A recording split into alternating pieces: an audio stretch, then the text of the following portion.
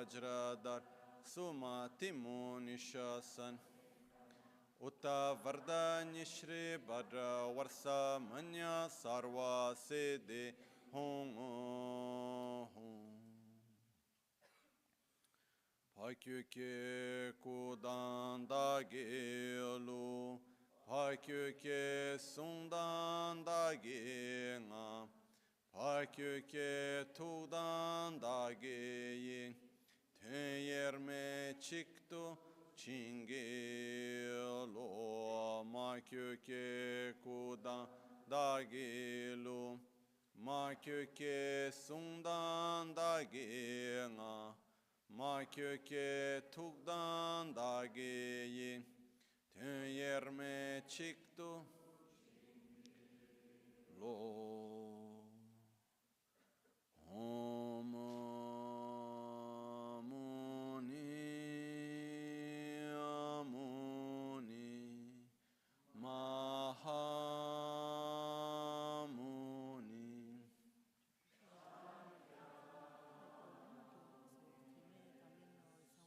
¿Ya lo pusiste o todavía no? Okay. Hay problema que se streame. No pasa nada. Después corto yo. Vale, vale. Muni Mahamuni Shakyamuni Swaha Om Muni Muni Mahamuni Shakyamuni Swaha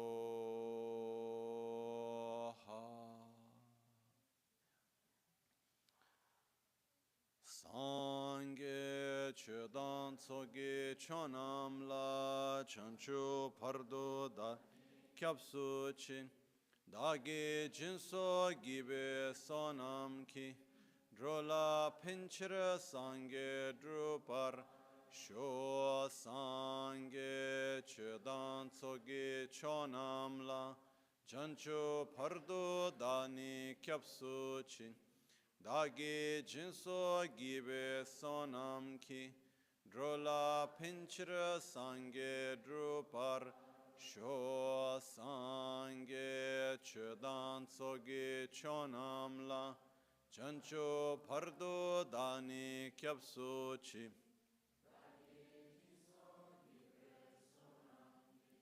Drola Pinchira Sangye Drupar Sho. In the Buddha, Dharma, and Sangha, I take refuge until enlightenment. With the practice of generosity and the other perfections, may I obtain Buddhahood for the benefit of all sentient beings. In the Buddha, Dharma, and Sangha, I take refuge until enlightenment. Through the practice of generosity and the other perfections, may I attain Buddhahood for the benefit of all sentient beings.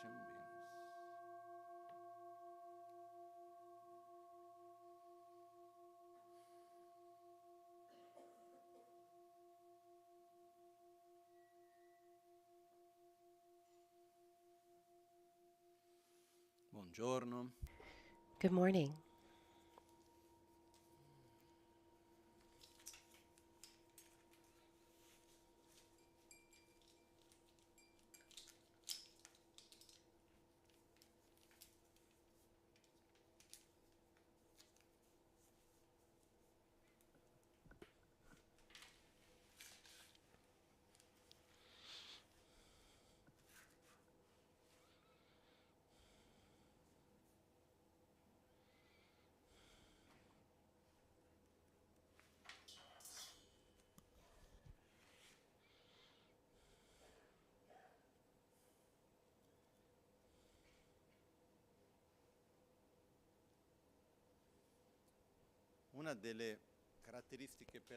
One of the characteristics that for me is very important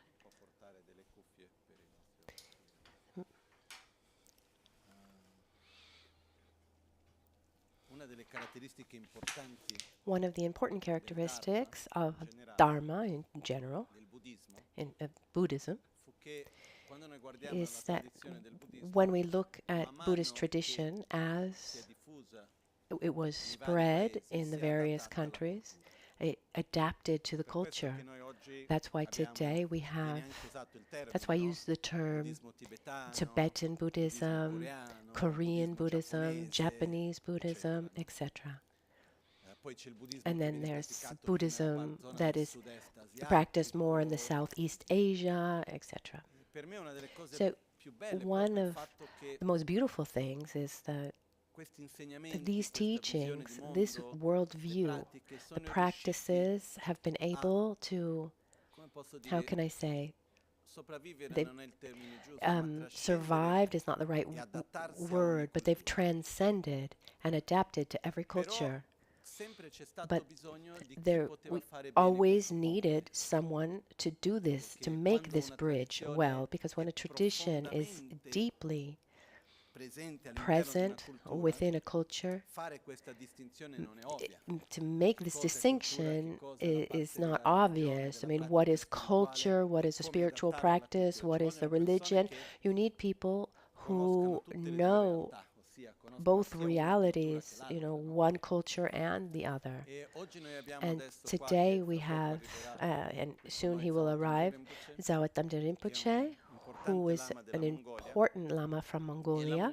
And Mongolia, for me, in my opinion, is an important example for us Westerners, because in Mongolia, they follow Buddhism, our same lineage, our same tradition. They follow from Tibetan Buddhism, from the Gelugpa tradition, the exact same lineage that comes from Panchen Losang Chökyi Gyaltsen, etc. It's the same lineage. And over the centuries, they were able to adapt this practice, these teachings well, to their culture.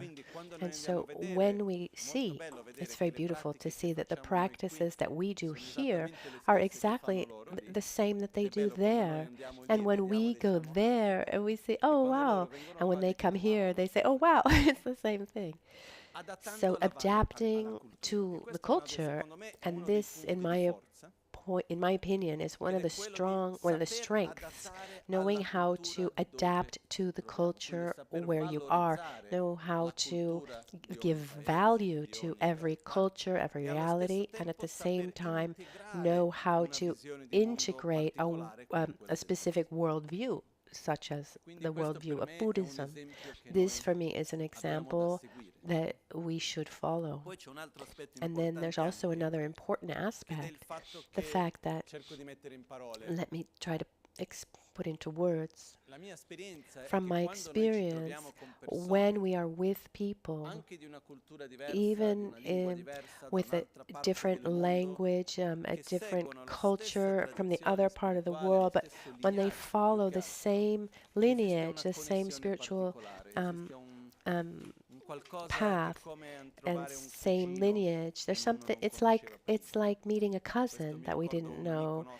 This reminds me of a friend of ours, Fabio, the one he's a photographer, and he's the one who actually photographed all of these mandalas on the ceiling. Some I did, some he did, and I left him in Tibet by himself for about a week or so, where no one spoke anything other than Tibetan, and he was there taking photographs, and he says that one day he went into a tent of nomads, and at a certain point he saw an image of our protector, Dorje Shuden, that he practiced, and then they practiced too. So he started reciting the prayer, and then they started reciting the prayer together, and they created a connection, a friendship that was absolutely marvelous, something he had experienced, had not experienced, had rarely experienced before. So Zawat Rinpoche is one of the most important masters in Mongolia, present in Mongolia, with an important and difficult job, and a little bit like what we live here in the West. Mongolia was a country where Buddhism was extremely present and rooted in the culture. It was a Buddhist culture from the Gelugpa tradition, and then unfortunately had a very, very strong and long presence of Soviet Union communism, and they were where religion was eradicated almost. And then in 1992, when it opened again, so it's very, very recent, 1992, they, just from 1992, they started opening again to create monasteries and practice again. And there were very few people who had that knowledge, who were able to make that bridge with the past, the teachings, the practices. And Guru Deva Rinpoche was also a great friend of Lama Ganchen, the same disciple of the master of Lama Ganchen, Chichen Dorje Chang, and he did an amazing job here. And the very first Lama that was recognized, Tulku, after 1992, that first recognition from Guru Deva was the recognition of Zawa Damdin Rinpoche. So from my point of view today, there's this job to adapt, not only to bring back something that was once there, but also adapting to the new times. So this job is difficult, and so there are many similarities actually between us and Mongolia. I'm so happy that he's here with his disciples from Mongolia. This feeling that I have, I just take advantage of being able to talk about him since he hasn't arrived yet. So my feeling is really like being with family, and I'm happy that all of you too can come into contact and meet other lamas. For many, many years, Lama Ganchen always invited many, many lamas, and then there was a period where it diminished a little bit, and I'm very happy to be able to invite many masters. They all, each one has special qualities, and in particular, when there's a friendship, when there's a real connection, heart to heart, this is something that has great worth. So I'm particularly happy. Rinpoche, Zawa Damdin Rinpoche, he has many qualities, healing qualities, and arts. He's a great artist. He's also a collection. He's also a collector. He has an amazing collection of paintings and it's images that he has, I mean, even greater than some museums I've been to. He really knows how to recognize the value of art, and Rinpoche knows also how to recognize our Western art. He's a lover of opera, and he knows the beauty of poetry, and he knows much better than I do some Western artists and poets. And there's another important meaning here too, that the importance of being able to learn a new religion, a new spiritual tradition, the view, the practice, the meditation, and adapt that to the culture in which we live. We don't need to negate our culture. There was a master, a very important one, and it says that he said this, Geshe Gyaltsen Gyatso, I don't know if he actually said it. He said it's not by eating momos that one gets enlightened, and momo is the traditional Tibetan food, like a ravioli.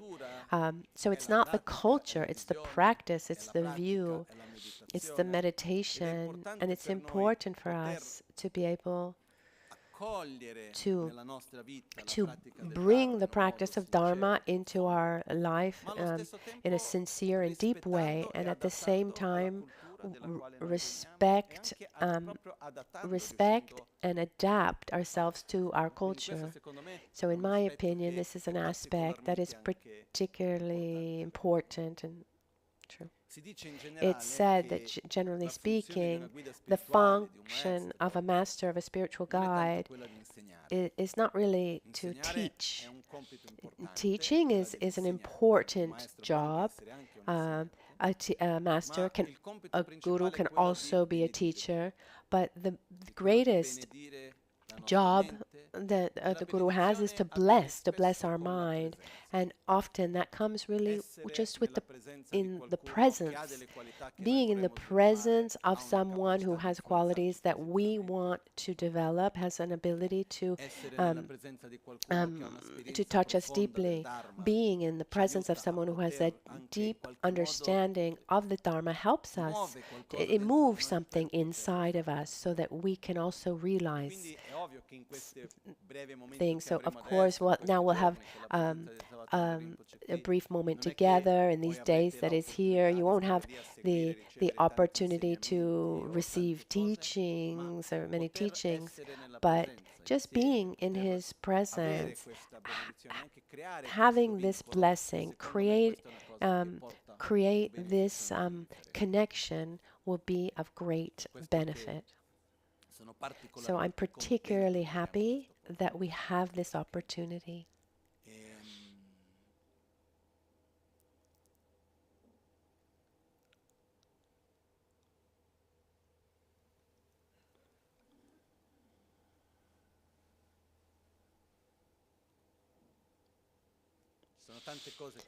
There are many, many things that I could share. But the most important point, the fundamental point for me, is that we have this opportunity, one, to share the Dharma together and see that what we're doing here in the West, is something that has been done in other places and it has worked. And so we need to also learn from others' experience. And one of the most important thing that I've seen is this ability in Mongolia to welcome the Buddhism fully, but also maintain their culture. This is of great worth. It's also the basis for continuity, that it adapts to the mentality of the people. This is an important aspect. And something more personal, when we were in Mongolia this summer, Zawatana Rinpoche had been here to Albagnano with Lama Ganshin. There was already this very, very there was this connection that had been created years and years before with Lama Ganshin, many disciples who had also gone to see him. But what happened this summer really reinforced and created this great friendship and great connection among us. I think that we can just maybe review what we looked at yesterday, and then when he arrives, and we'll see if he has time to share something with us. Otherwise, there'll be other times. He's been here already a couple of days, but for various reasons, we haven't had a moment together in the Gompa. So we wanted to create this this opportunity, this time together. So we'll start reviewing, and then when he arrives, we'll leave space for him. Another point, something that Lama Ganshin Rinpoche really cared about. There are many people, generally speaking, who get close to Buddhism, who practice and study a lot, who have roles as teachers, and they transmit many things. But sometimes what happens is one stays a little bit trapped in thinking about one's own needs. And unfortunately, there are not that many, at least that I know, who have this level of dedication, this deep dedication, and then the ability to actually actualize, to think about the common good, how to really to bring Dharma to people and be of service to people on a wider level.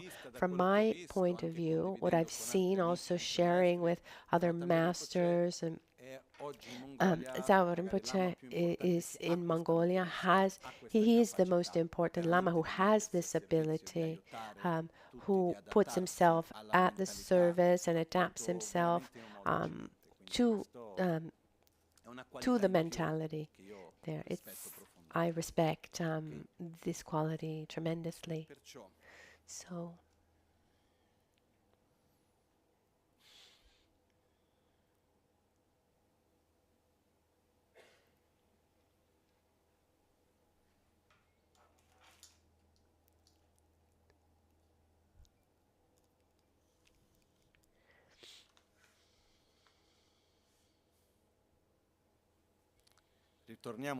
going back to where we were yesterday.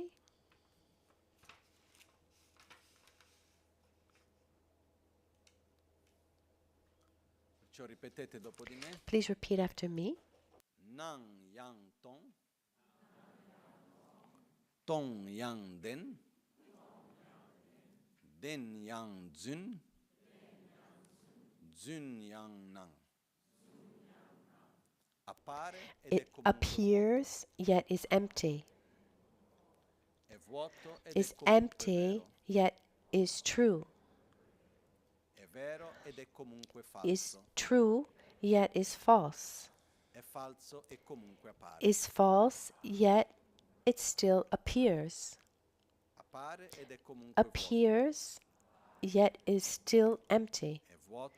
It's empty yet it is still true. It's true yet it is still false. It's false yet it still appears. Let's one more time. It appears yet is empty. Is empty yet is still true. Is true yet is false. Is false yet it still appears.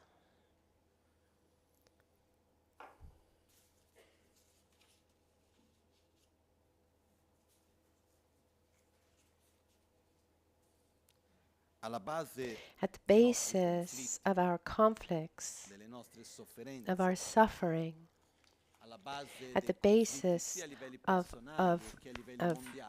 conflicts on a personal or world level, there's a kind of arrogance, an attachment. We can see it in different ways, but it's the greatest attachment of all the attachments we have.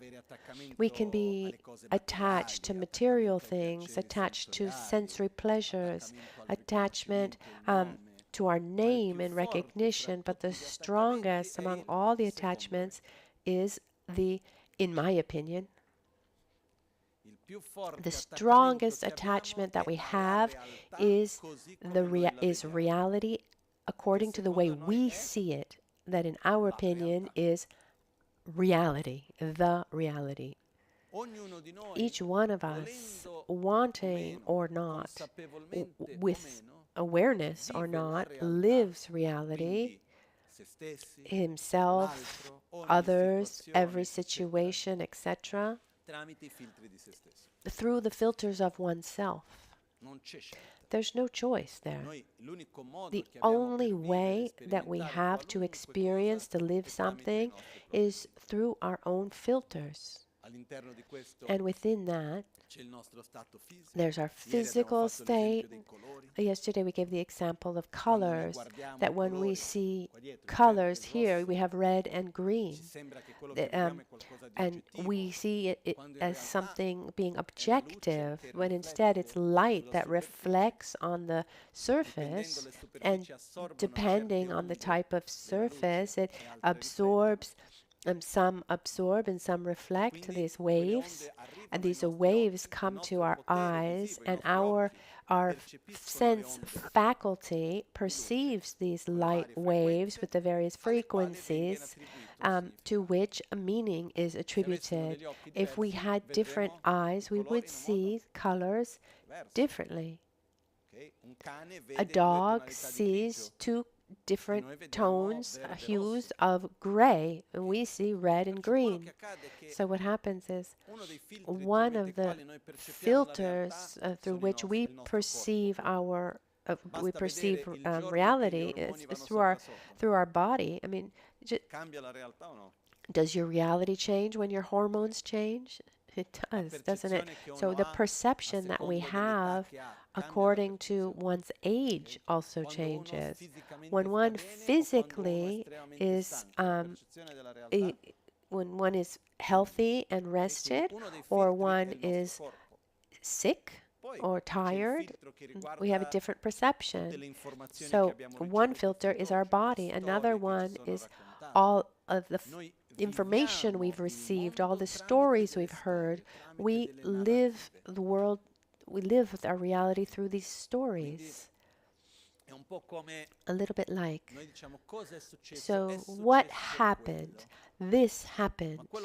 But what we say of what happened, this is our version. Someone told us a story, and then the stories that we create and the stories we believe, we live them as if that's really what happened. That's reality. We live these stories.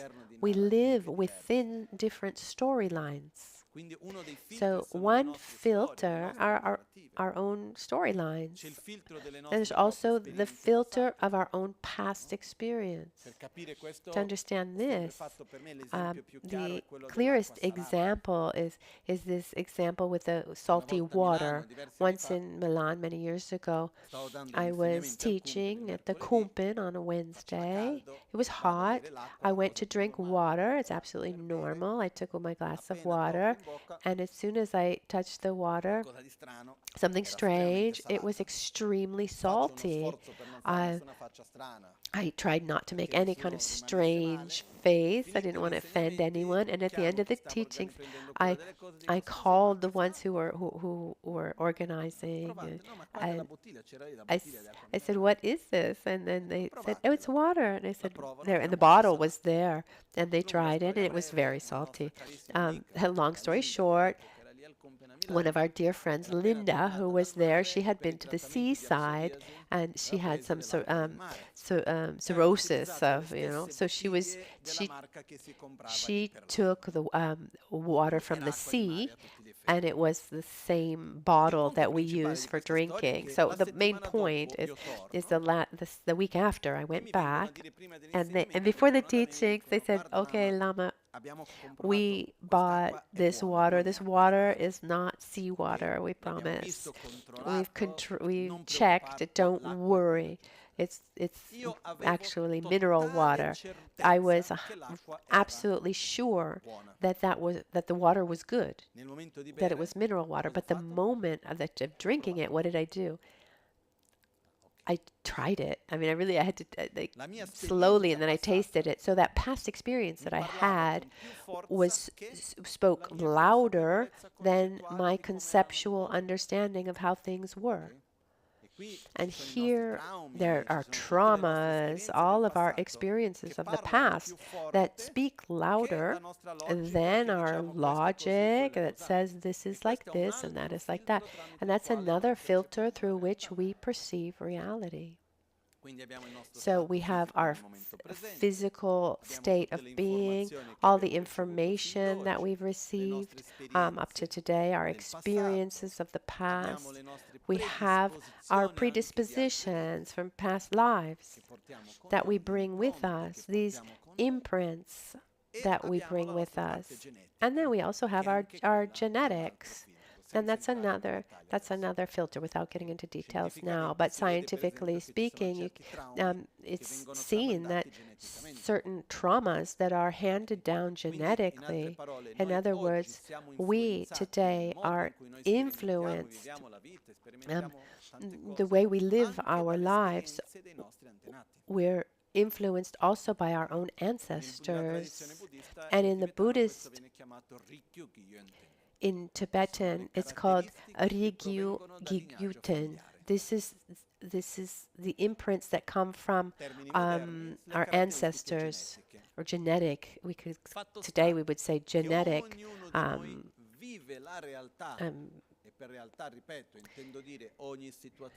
ancestors.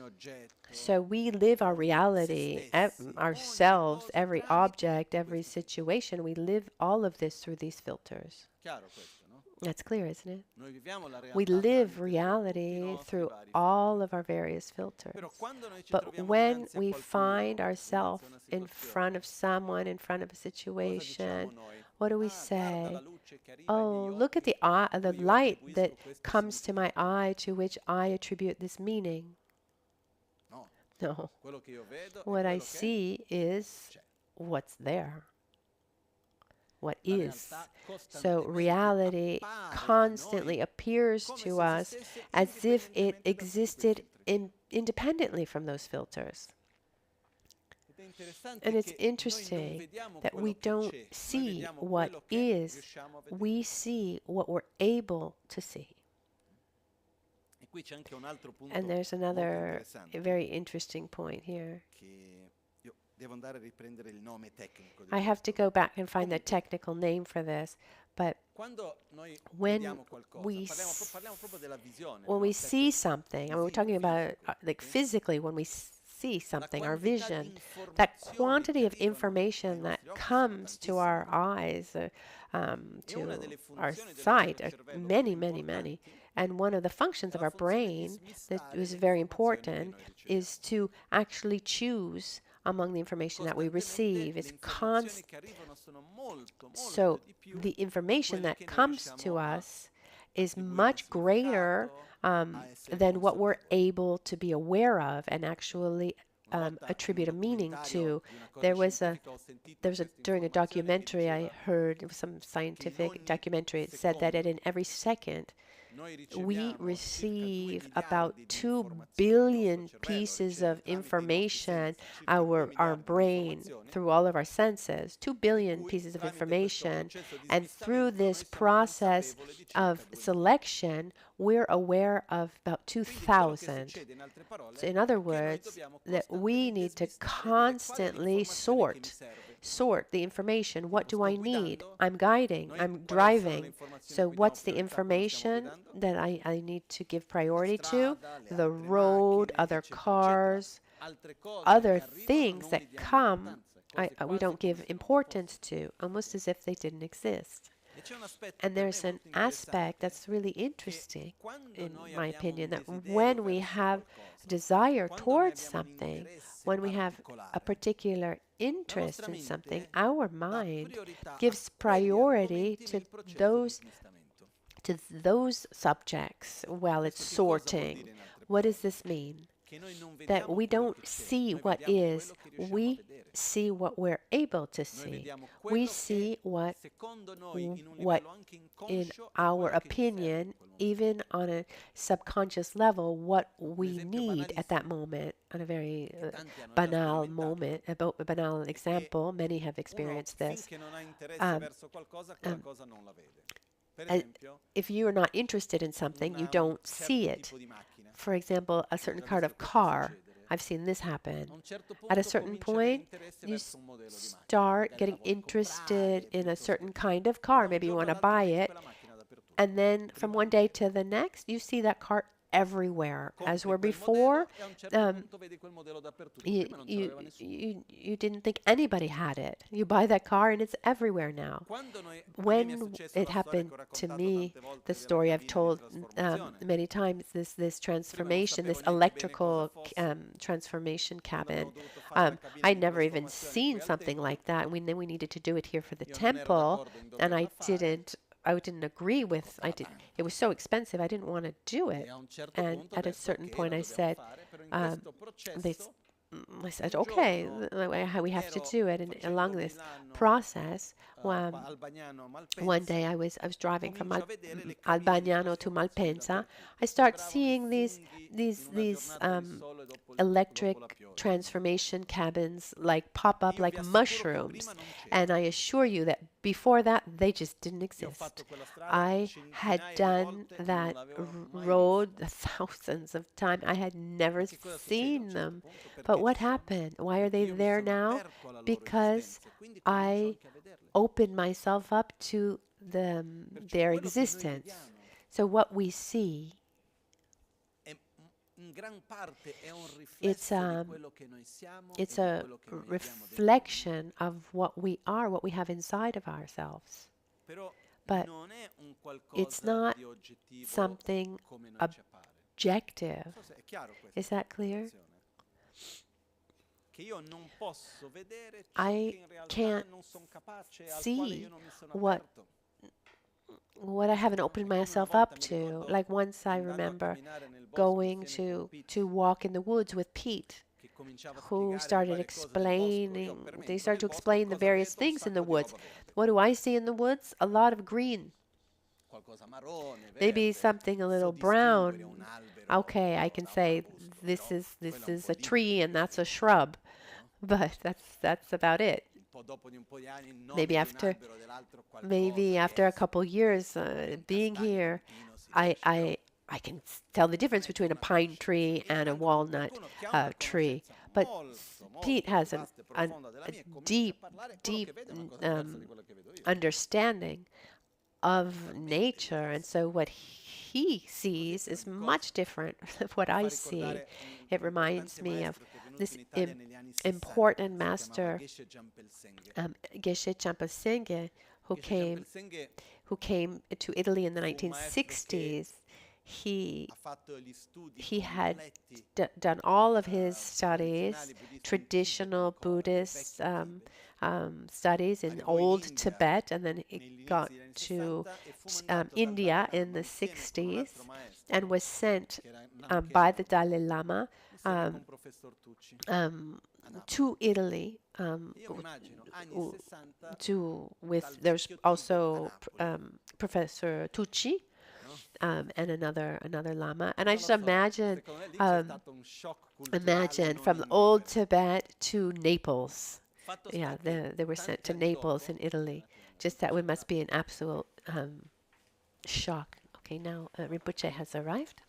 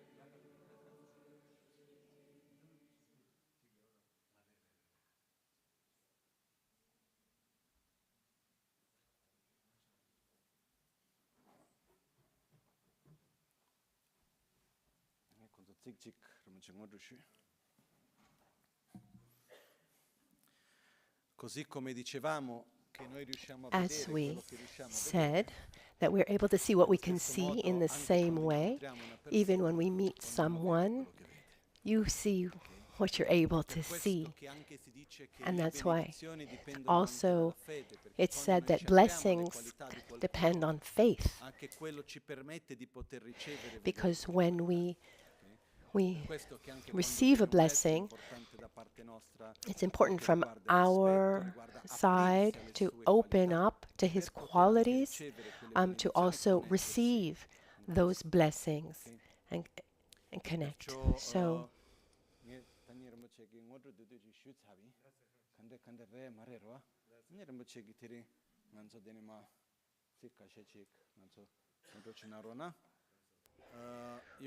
I wanted, first of all, to welcome Dawa Tamchen Rinpoche on all of our behalf and ask him to come often. Also, he said, you please come to Mongolia. And I just wanted to ask Rinpoche to share something with everyone.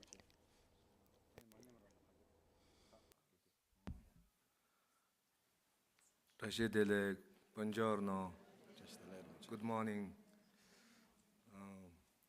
Very happy to see you again here.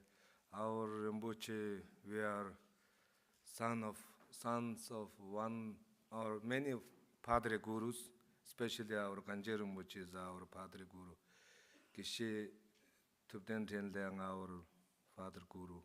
We have same Father Gurus. And we have also got special bond, special connection from many lives.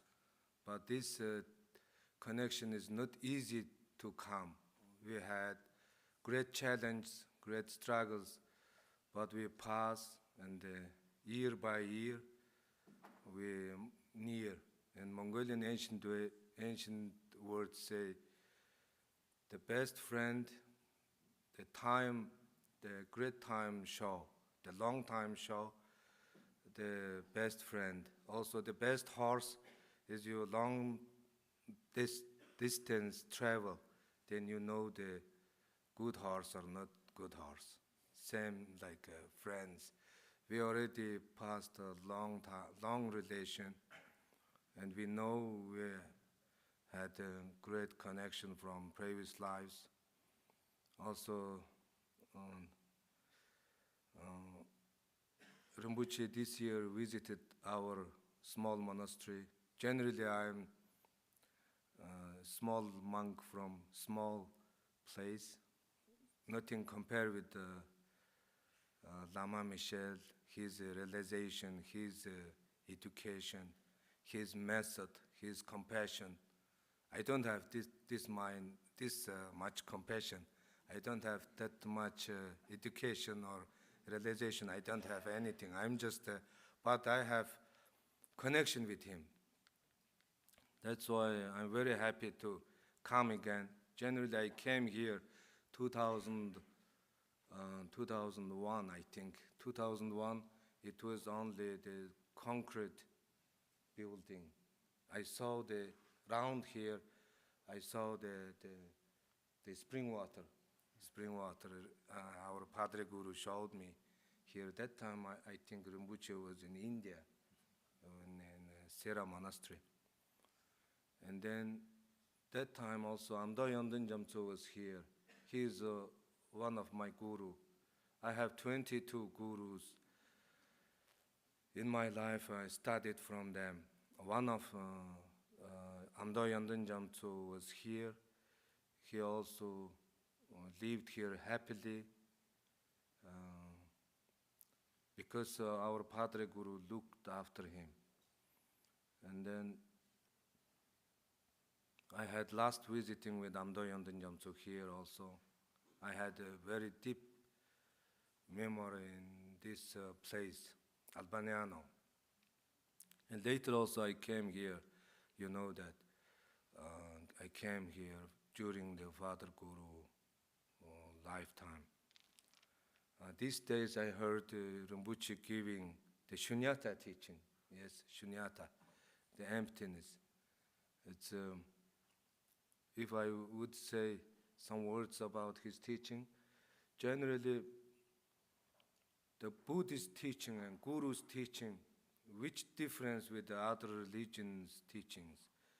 Or which difference with the old and modern science? There is only one big difference, only one. That is shunyata or emptiness. They don't have this teaching. Others don't have this teaching. This is about everything. Everywhere, everything is connected with this shunyata. That's why also receiving this teaching, only who got fortune, enough fortune, only who got enough wisdom, only who got the positive karma from previous lives, then can receive this teaching and chance to have study. This is, I not compose, I heard and I read from the texts, I heard from the Padre Gurus. Everyone can study in the universities and the monasteries or any religion or any teaching. But study with emptiness is the most rare. Compassion also, of course. But when you realize about emptiness, you more understand, deeply understand the karma and deeply understand compassion. It's all companion. And then when the great realization come, it's one thing. There is no difference. It's like put water to water. You cannot make separable. That's why these days I very rejoice, also happy and also wondering in the West, this kind of Dharma spreading. It's no one easily to do this kind of work. That's why Lama Michel is a continuous of our Padre Gurus, and he is now, I understood, he is not only Guru in the West, he will be a Mongolian Guru one day also, next year. I'm inviting, our team inviting him, that's why he will be Guru in Mongolia also, for the Mongolian people. And then I very hope the true Dharma, true teaching, this whispering lineage continue without hindrance, without obstacles. But sometimes the hindrance bring good opportunity. That's why we're not such a hate or avoid from the hindrance. Everything, if you understand about emptiness little bit, then life struggles are very small things you can realize. Maybe also you heard that I like a Western culture. It's I not mean like I want to be high society man or want to be like such educated, no. Because when I go to the grand theaters and or train station, big train stations, that time meditating emptiness is very strong. This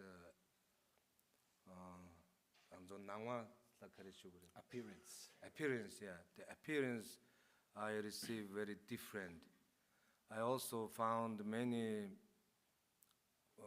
good story and also the strong natures from the performances, like operas.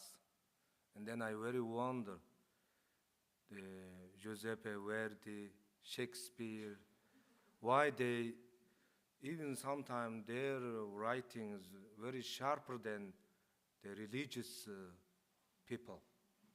their idea, their searching the meaning of the life, their love and compassion, their courage, I very admire. Because they didn't learn Dharma, but how could they have this kind of wisdom? And then during my long retreat, I read about Manjushri Namasangate, this in English, like the 1,000 names of Manjushri. Yeah. They're explained in the Buddhist or non-Buddhist, Dharma have or no Dharma. There are many manifestations of the Bodhisattvas, especially Bodhisattva Manjushri. Somewhere he appear poet, somewhere he appears some actor or actress, somewhere he appear writer, somewhere he appear like a dancer. These things keep the balance of the samsara. Without art, human become very rough, and then the delusion so rough, and war is more war than nowadays war, and no peace. That's why even without Dharma, the gurus, bodhisattvas, Dharma protectors, they doing many way help us. That's why I respect the Western culture. It's not mean go to the Las Calas, I want to show the high society. But we are higher, if say we are higher than nowadays high society, because we have our Padre Gurus, our Grand Gurus teaching. This is not incomparable. Because why I talk in this is already you understand about Dharma. Already you receive Dharma by your language. How lucky, how amazing. The Italian and Spanish, Portuguese, English, any language you receive teaching from Lama Michel. This is already 1,000 times, maybe countless times better than the grand theaters in Europe, whole Europe, whole world. But I just a small person, sometimes have attachment in the world. That's why I go around, traveling around, something like that. That's why I'm very proud of all of you. And after Padre Guru in Parinirvana, but still he is here. This air is he. This temple is he. Everything is he. That's why he also not passed away. He not gone. He's still with us. We breathe him. Every good smell, we smell him. Every good taste, we eat his food. This good oxygen, this good condition, good clothes, everything is he. That's why I am not lonely. Anytime I left the loneliness long time. But sometimes loneliness also very helpful for the Dharma. Without suffer, without lonely, the human very lazy, and they don't do the Dharma. They just enjoy the life. They don't remember the impermanence. But when you study about, this is the Heart Sutra. It's all about emptiness, all about shunyata. Why say heart? It's like nectar of all the water.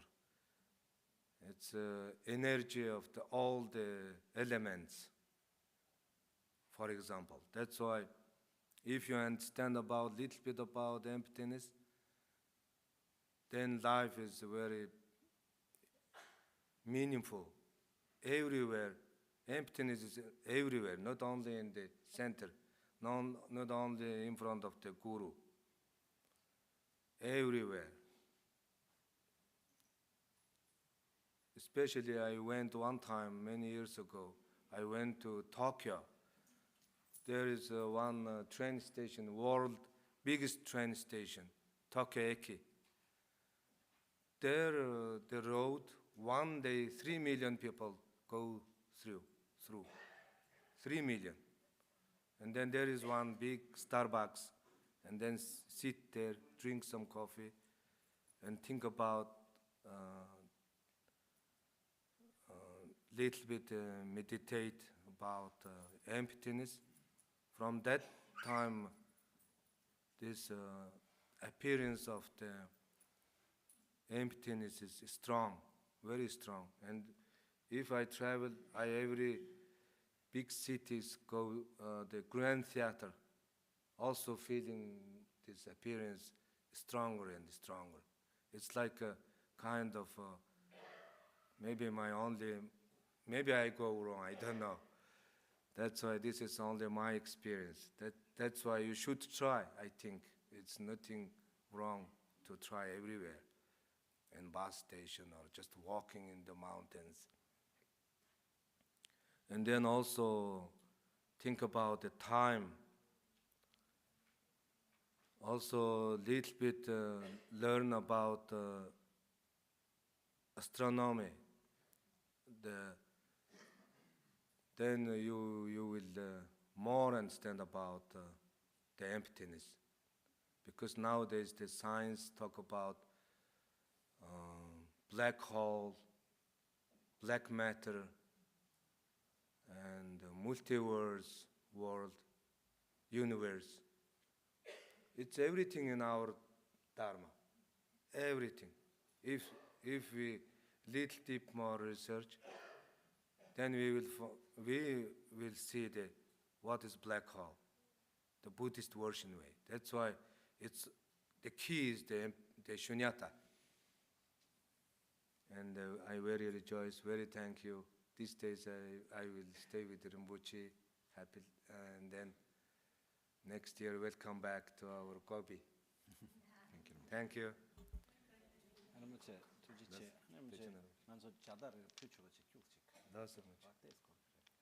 So we just take the opportunity now, approfittiamo, poi dopo vi faccio una versione ridotta di traduzione, ok? So he'll make, Lama Michel will make a short summary of what was said. Now you can come for the blessing.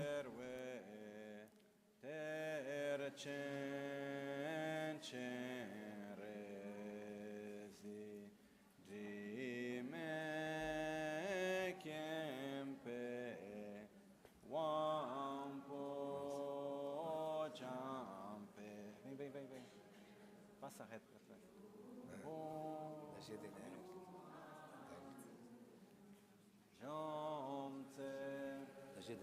Thank you. Grazie.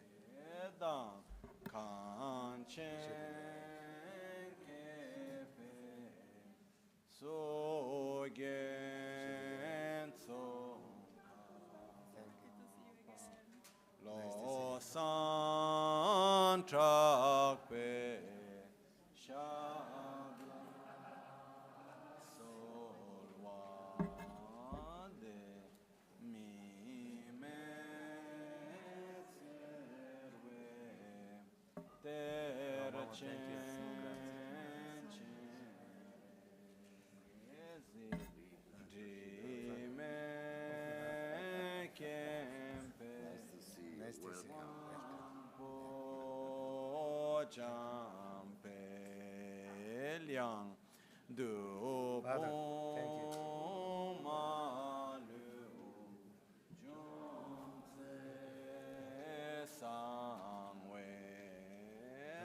Thank you. Panchen Kepe Sogen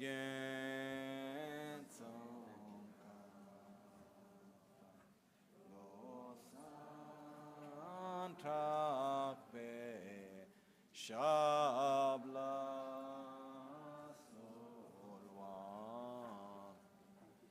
Mime Terchen rezi drime kempe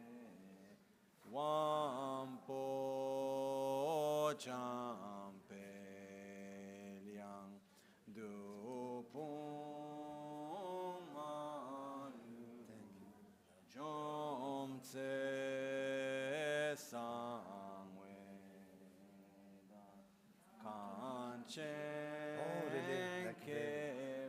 Nice to meet you. so ge so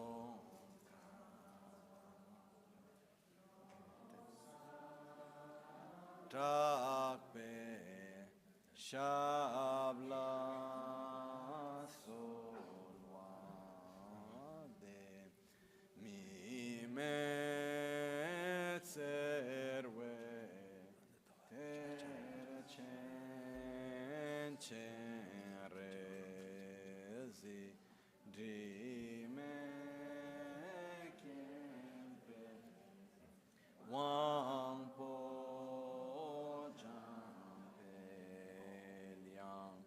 du pong ma lu jom tse sang we da kan chen ke pe so gen so ka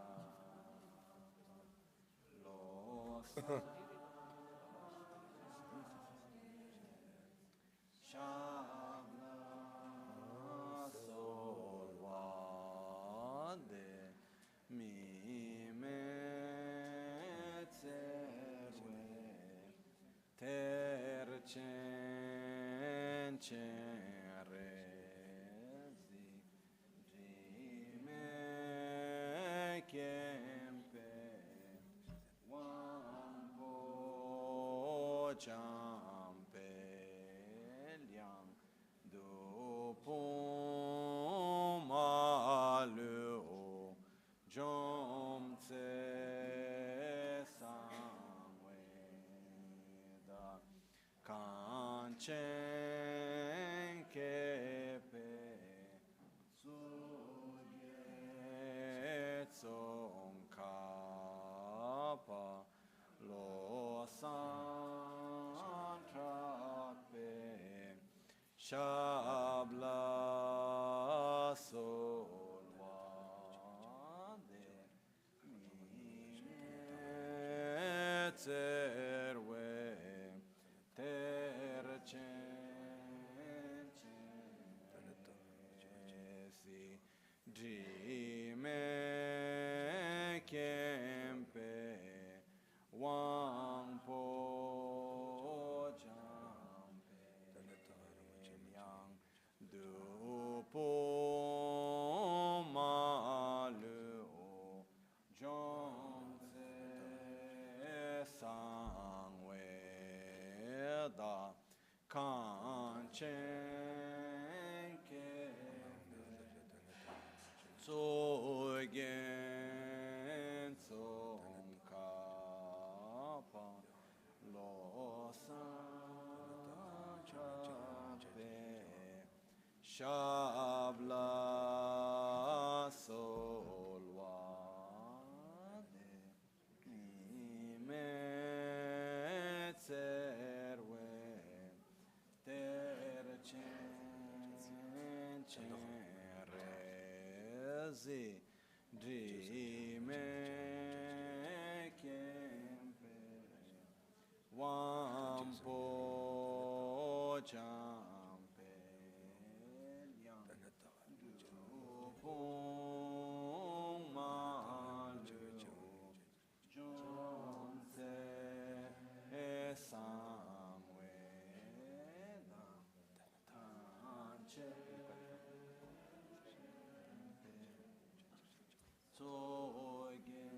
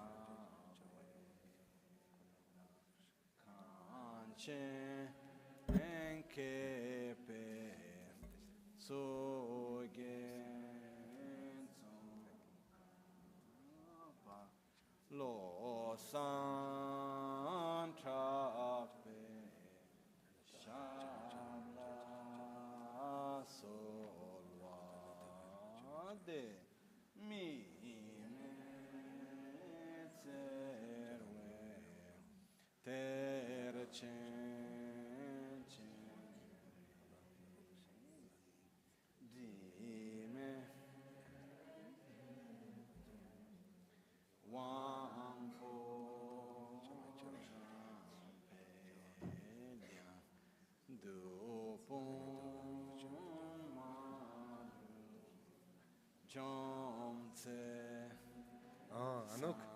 Oh, nice to meet you. You're not changed. Yeah. Thank you. Very good to see you. Oh, thank you. I was looking for you.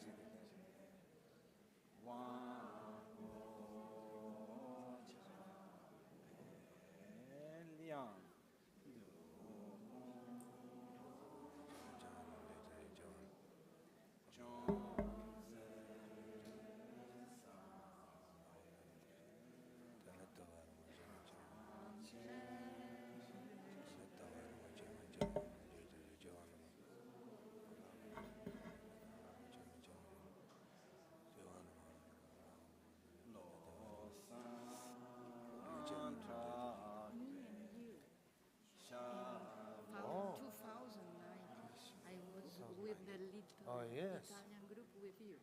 That is you? Yes. That is me. Yes, yes. That's the nice to see you. Nice to see you.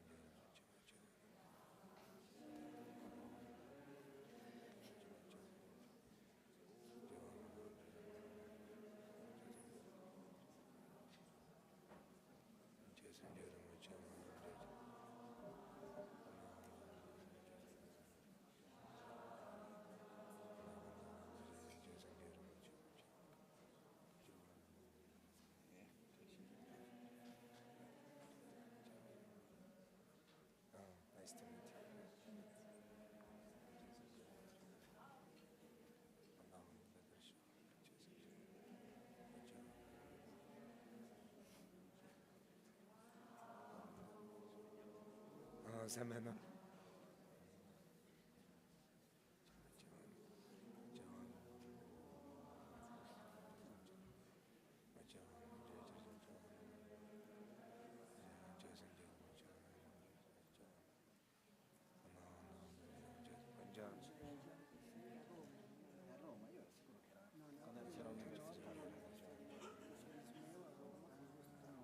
Grazie.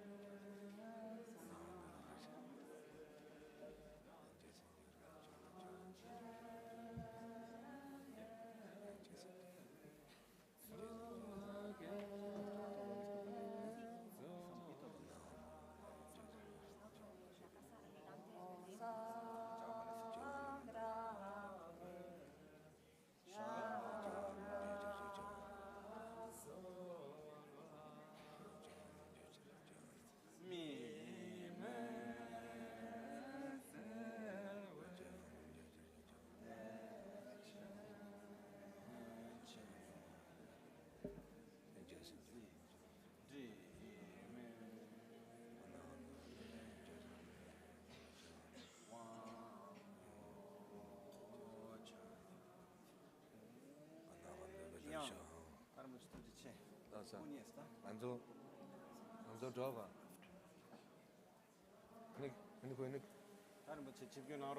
Lasa. And then you mean going to catch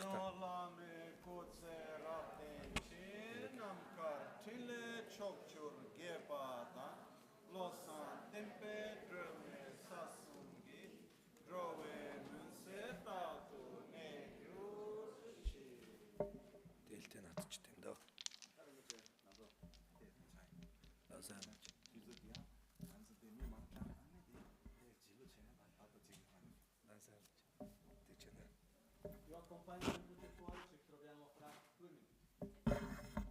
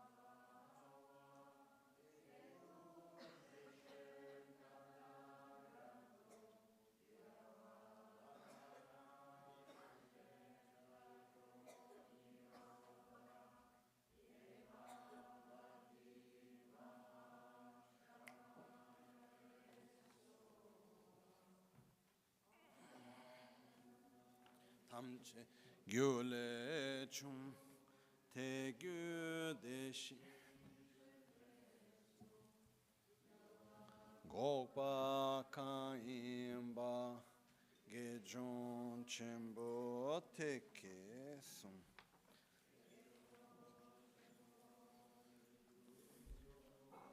gejon chembo ngodrutso gejon chembo Trashi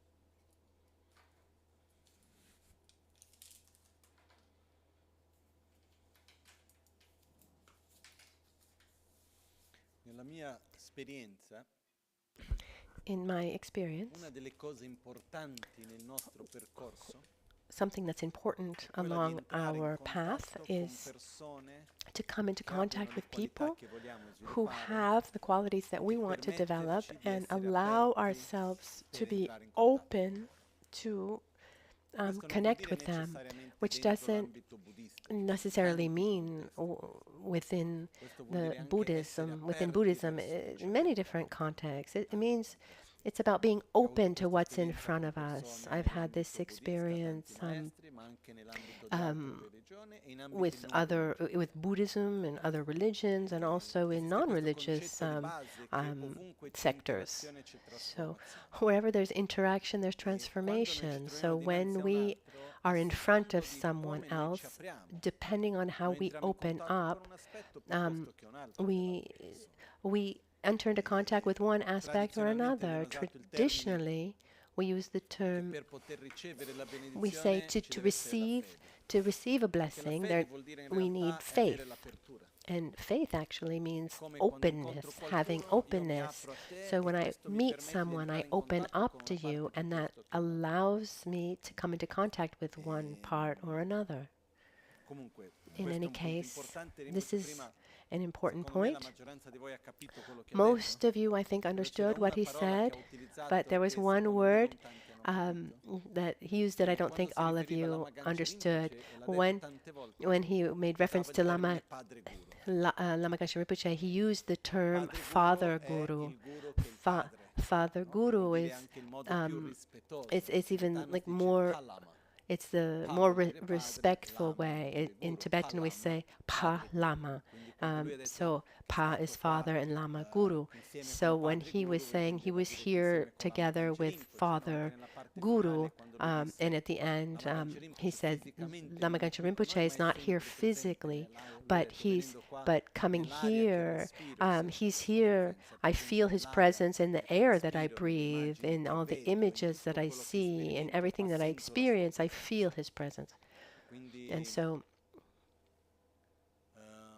ci parlo anche del he fatto spoke che also about come che quando parliamo how, della corretta when we visione della talk about realtà, the correct il view vuoto of dell'esistenza reality, the intrinseca, lack of intrinsic questo è existence, qualcosa che this non is dobbiamo something semplicemente that we shouldn't lasciarlo simply leave nell'ambito it della filosofia in o della in meditazione. Dobbiamo in permettere questo di philosophy. It's espandersi not in ogni ambito della philosophy.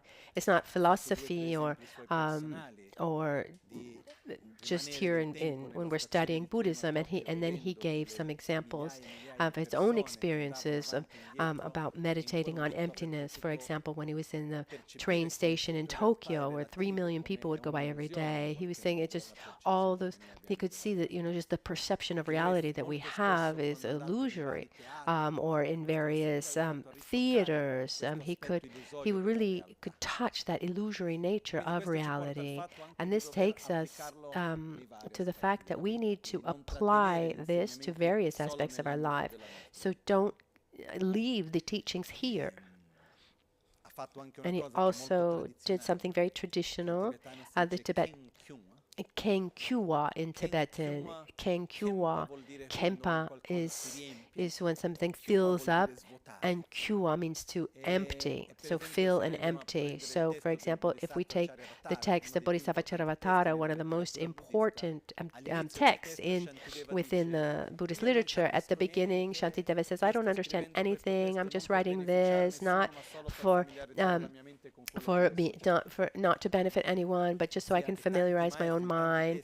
And many masters do that. Even Lama Tsongkhapa, even Lama Tsongkhapa at the beginning of the three principal acts of the path says, "I will explain to the best of my abilities." It's a way of being humble and not showing that they're special. It's traditional.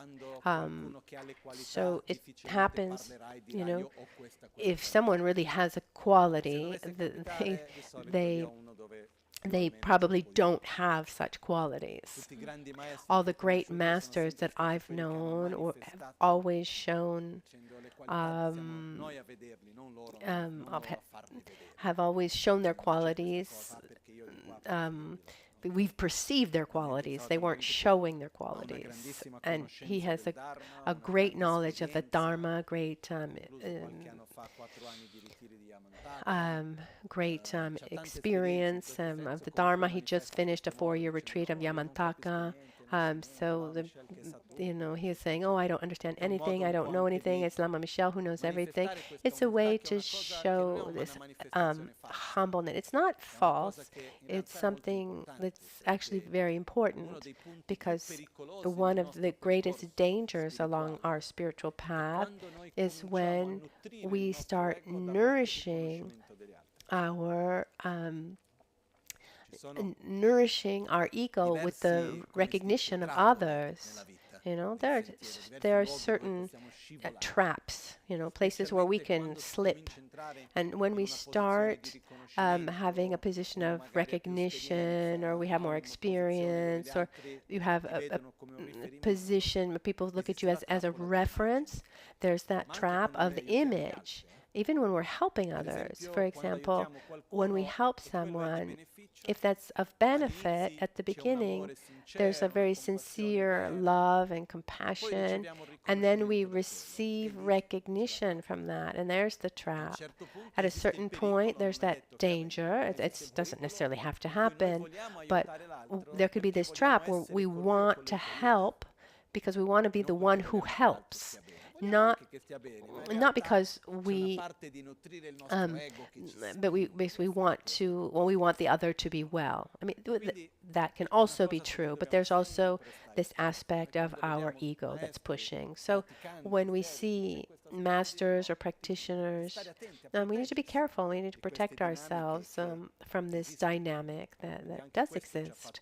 And he showed us this in this traditional way. He talked also about an important aspect that connects with the next question of Lama Tsongkhapa, when he said, once through shunyata. Shunyata is Sanskrit for emptiness, or the fact that nothing exists in an autonomous, objective way, as we were talking about before. He said this is the key also to develop compassion.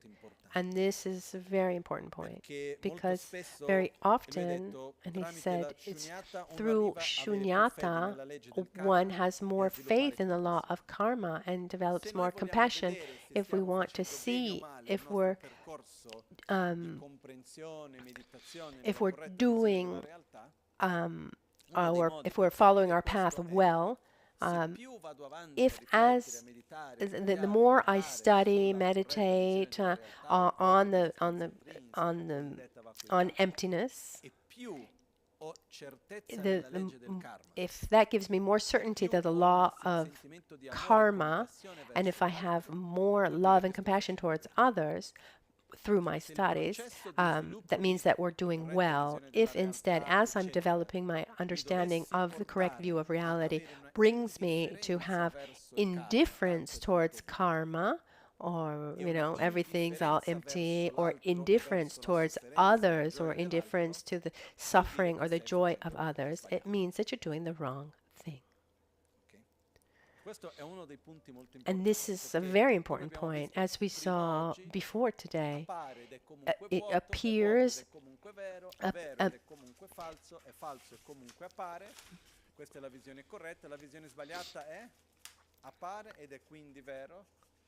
when we say, like, the wrong way to see things would be appears yet is true, is empty yet is false. So when we start thinking about emptiness, and we really focusing on everything is empty, it's empty, so it's empty and therefore it's false. But if it's false, then the law of karma has nothing to do with anything, and the suffering the suffering or the joy of one, everything's empty of intrinsic existence, and one loses. Someone becomes a little tepid and is difficult to connect to the world and to people. That means that you're falling into one of the two extremes of or into the extreme of nihilism in this case. It's empty, yet it's false. And along our path, we need two wings: the correct view of reality, the realization of so-called shunyata, emptiness, and compassion and love, altruism. So before we go to the next question, just picking up the previous point where we had left off before. Where were we? Napoli, che poi in realtà era Roma, però vabbè. So these two masters at the time, Jampa Geshe Namke Norbu, went to Naples, and Jampa Geshe Sangye actually went to Rome, not Naples. And a few years later, it said that he liked to watch TV, and he would watch TV and like a kind of films and soap operas, and as he would watch, he would see all the examples of the Lamrim. Oh, look at the attachment. Oh, look at the impermanence. Oh, look how anger really, how it all works. Because as we said before, I mean, you see what you can see. I mean, what you see is a reflection of you. And when you have Dharma inside of you, what do you see? You see Dharma. So this is a clear example. So when we see, what we see is a reflection of what we have. Well, we don't see an objective reality. It said the only objective reality is the lack of objective reality. I mean, everything is subjective. The only absolute reality is the lack of absolute reality. Everything exists in a relative level. This is a fundamental point for us, a fundamental starting point to remember that what we see, what we experience is inevitably, it is always a reflection of what we have inside. What's complex to understand is that what is inside of us is also a reflection of what's outside. Sorry, you could say, but didn't you just say that what's outside is a reflection of what we have inside? How can outside also be? So,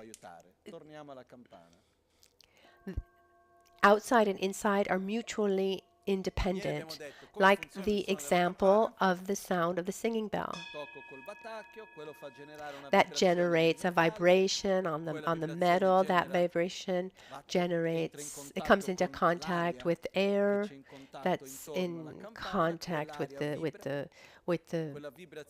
bell, the singing bowl, and it comes through the air. If you're listening from home, it comes through the microphone.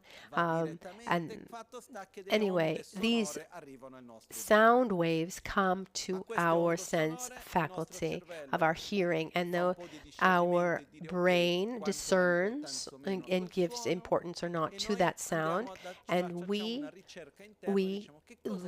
research inside and say, what is that? We look into our inner database, and we say, okay, that's the sound of a singing bowl. And then together with that, there are emotions. For example, if every time someone heard the sound of a singing bowl, received a kick in the head, when they would hear the sound of the singing bell, they would it would be a negative experience. Or if it was, or if someone was experiencing a time of deep suffering and heard the sound of the singing bowl, inevitably that perception would go together also with this memory.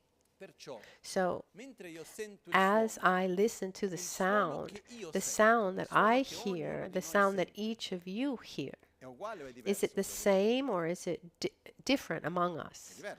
It's different. The position where we are, the sense faculty of our hearing is different. Our sense consciousness is different. The value that we give to it, the discernment that we give is different.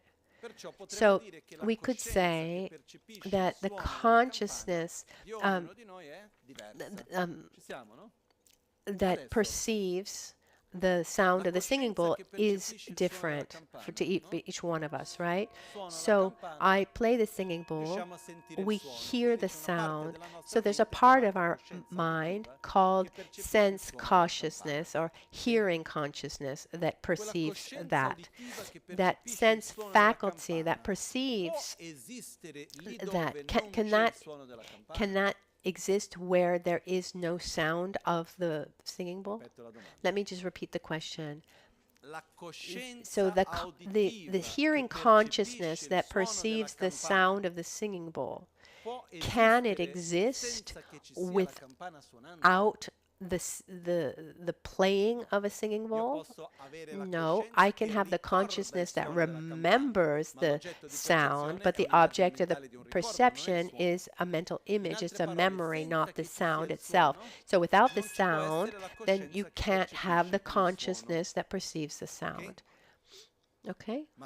But without that consciousness that perceives the sound, you can't even, that sound doesn't exist.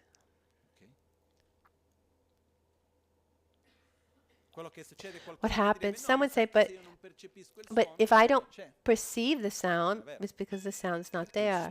Because the sound exists as a sound of the singing bowl once it comes into contact with my sense faculty and my sense consciousness, and I'm able to attribute a meaning to it. Otherwise, it could be just be like feeling. If I didn't have the ability to hear, it would just be a feeling. So the sound that I hear doesn't exist independently from me, but my perception, my mind that perceives the sound of the singing bowl doesn't exist without the actual sound of the singing bowl.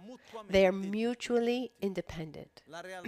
The reality external that I live doesn't exist independently from my internal reality, and my inner reality in this present moment doesn't exist independently from the objects of perception around me.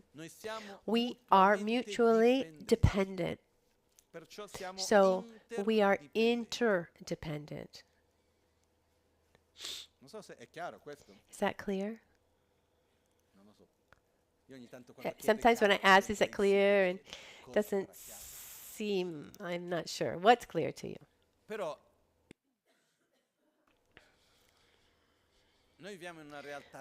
But we live in a reality that's relational. But this starting point for us, that's important for us to understand, is that no one lives anything independently from yourself, but we're not creators of reality, and we can just invent anything. Reality, the external reality exists, but it doesn't exist independently of our internal reality. So our inner reality exists, but it doesn't exist independently of the external reality. Okay.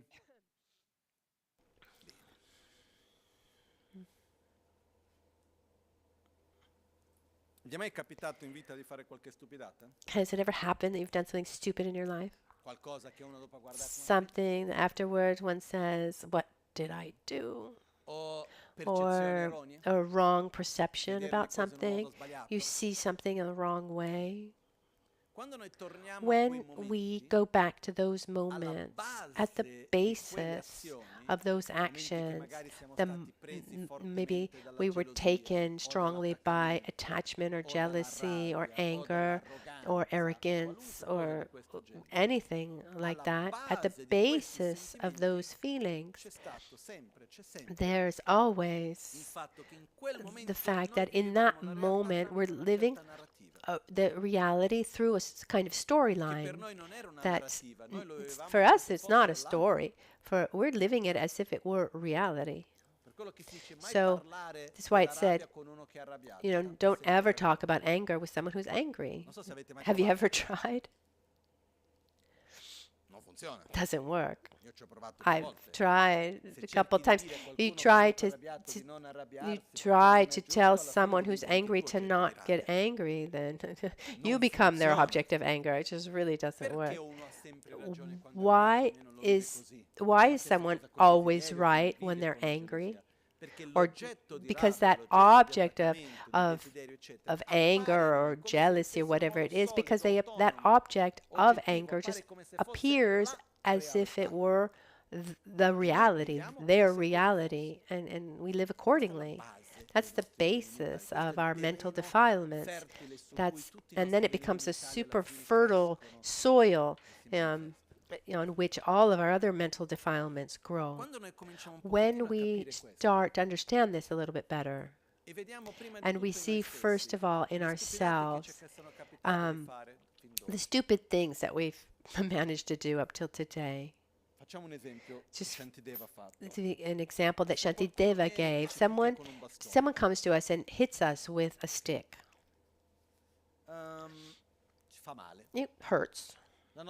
And our tendency, something hurts, we don't generate attraction, we generate aversion. So we have aversion. Aversion manifests in anger, and we want to get away from this. So if someone hits me with a stick, what's the object of aversion? The stick? What if someone hits you with a stick and you get mad at the stick? No. Why not? Because it's not the real cause. It's not the primary cause of my hurt. It'd be more logical to get angry at that person's hand. No, the arm. No. Normally what do we see as the primary cause of that suffering? The person. But I ask myself, what's the primary cause of that violence? The person, or the arrogance and the ignorance of that person, the selfishness and the ignorance of that person? And when we have done things like based on attachment, let's say the times we've just done stupid things. Can you at least think of one in your life? What was at the basis of that? What was the primary cause of that? Our being, or we also, sorry, it's a wrong term, but were we also, quote unquote, victim of our ignorance? Victim of our selfishness, our anger and hatred, right? So at the basis, when I look towards myself more deeply, and if I look at myself with more compassion, I say, I want to be more free from this ignorance that brings me all these mental defilements. I want to free myself from this. And when I'm able to see that primary cause of the suffering, I take the person next to me, maybe the person acts with hatred or violence, and I observe that person. What's the primary cause of that violence? That person or that person's ignorance? That person's ignorance. Actually, none of us is able to see in others what we're not able to see inside ourselves. We are self-referential. And when I'm able to see in me the dynamic of my ignorance and how this grasping at intrinsic existence generates selfishness and the mental defilements, and it brings me to act negatively that creates suffering for myself and others, that becomes the door to be able to see that in others. And it's the level of much deeper compassion. Are we able to see how this correct view of reality brings us to having compassion and not indifference? Our path, the correct view of reality, is the key to get out of suffering. But this key can never be used.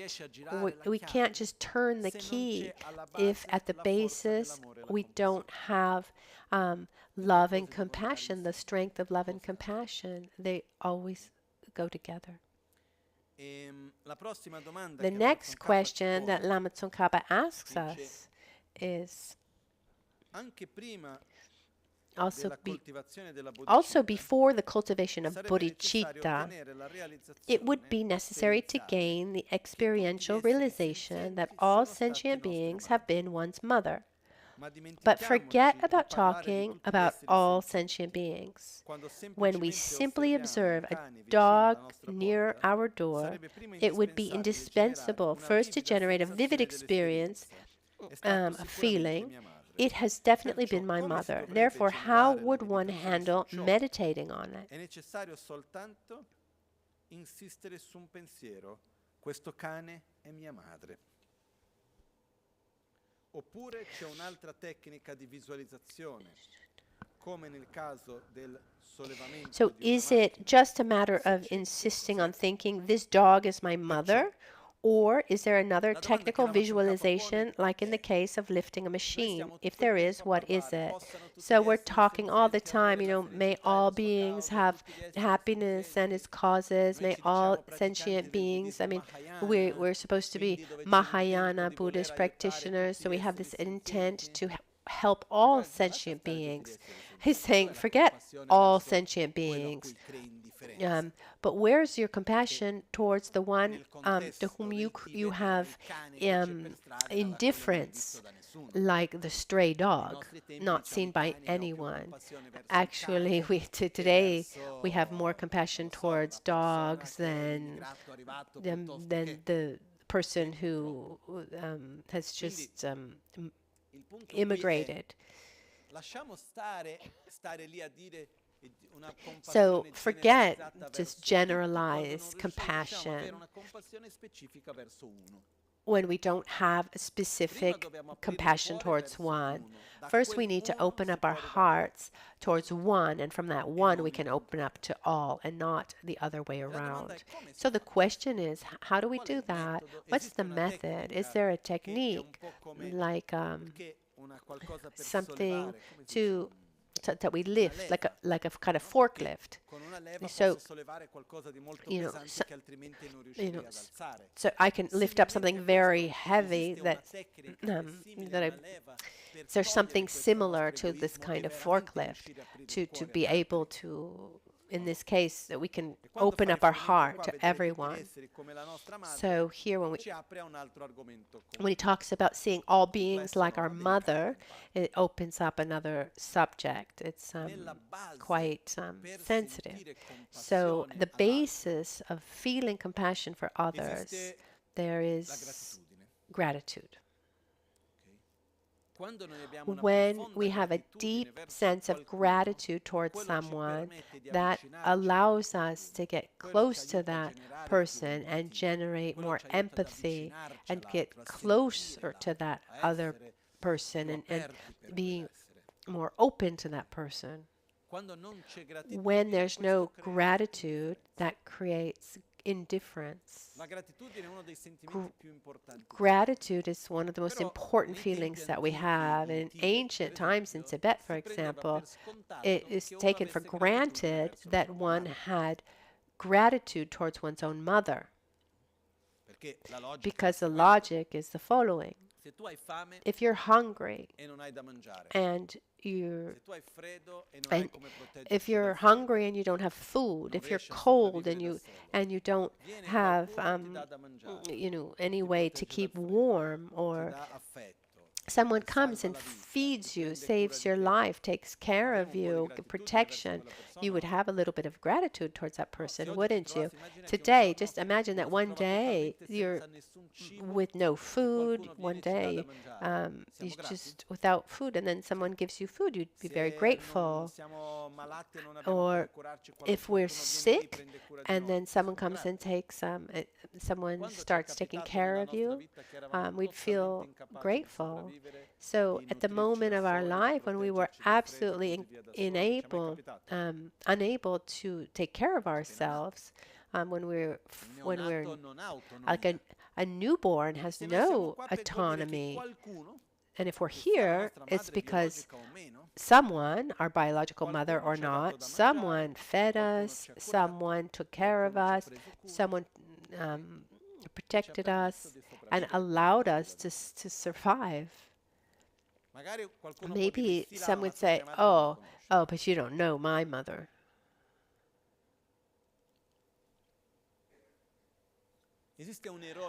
There's an error at the basis here.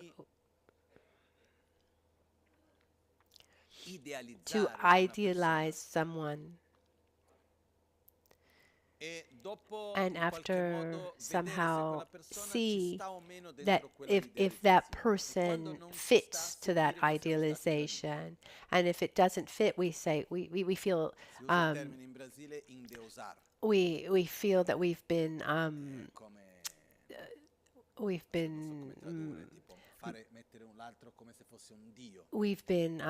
maltreated.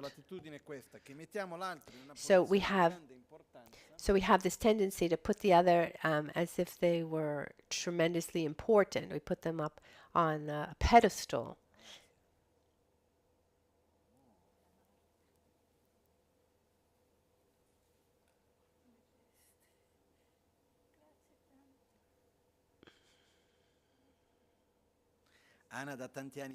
Anna always always comes at key moments with the great moments of key moments with beautiful things and of great auspiciousness.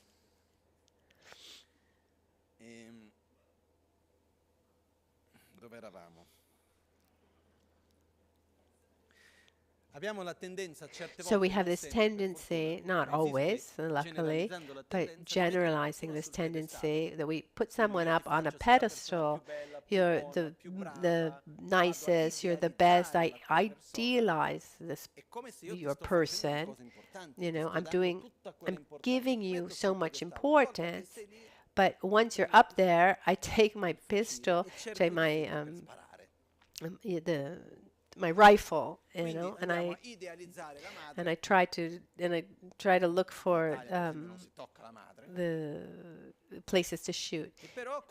In Italy, you're not supposed to touch just a mother. But what happens is, it's my mother, but she's not the way she should be. And we do the same thing in a couple, with our friends. You can even do it with the guru. We have this tendency. But there's a concept that for me, that's like among the deepest, philosophically speaking. One thing is one thing, another thing is another thing. It seems so simple and banal, but it's extremely profound. The fact that someone helped me and helped me survive doesn't take away any, doesn't take away the fact that that person also had behavior that was harmful. So you did many wonderful things, but just also some negative things. And so those good things are not worth anything. No, one thing is one thing, another thing's another thing. I ask you, is there anyone here who had a mother or a father? And in your relationship with them, you never experience any kind of trauma. Sometimes people come to me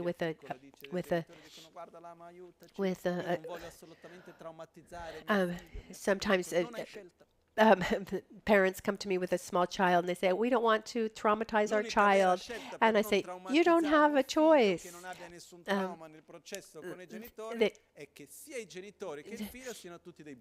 The only way out would be both the parents and the child they're all Buddhas. Otherwise, we project all of our mental defilements onto each other. It's normal. But the fact that my father, my mother, and just generally, I'm generalizing, have their mental defilements, and in this relationship with them, there are and there have been difficulties, for some people more, some people less. That doesn't take away all the things that I receive for which I should have gratitude. So a fundamental point, and first of all, we should allow ourselves to feel gratitude, allow ourselves to thank. And the first person who took care of us in this life is our mother and our father. And we have brothers and sisters. I mean, many people, but one characteristic that is at the basis of our path, this mind of bodhicitta, is this ability to feel gratitude. Because when we talk about sentient beings being our mother, this is based on the idea that we have gratitude towards our mother. And it's something we need to work on, which doesn't necessarily mean that we have a perfect relationship. It doesn't mean that we don't have any resentments or any of that. I imagine that everyone has some, or this, just none of this takes away what we've received. It's really important to open ourselves up to that. It's not that when we're in front of someone that gratitude is a kind of competition. How can I say? Good, okay. So the more positive things I received, I'm full of gratitude. More negative things, then nothing was ever positive. No, one thing is one thing, and another thing is another thing. It can generate a little bit of distance at I can during maybe at a certain moment, but even that doesn't take away all the positive things that I've received. There's a concept that exists. It's a little difficult to realize and accept more than understand. First of all, it has to do with time.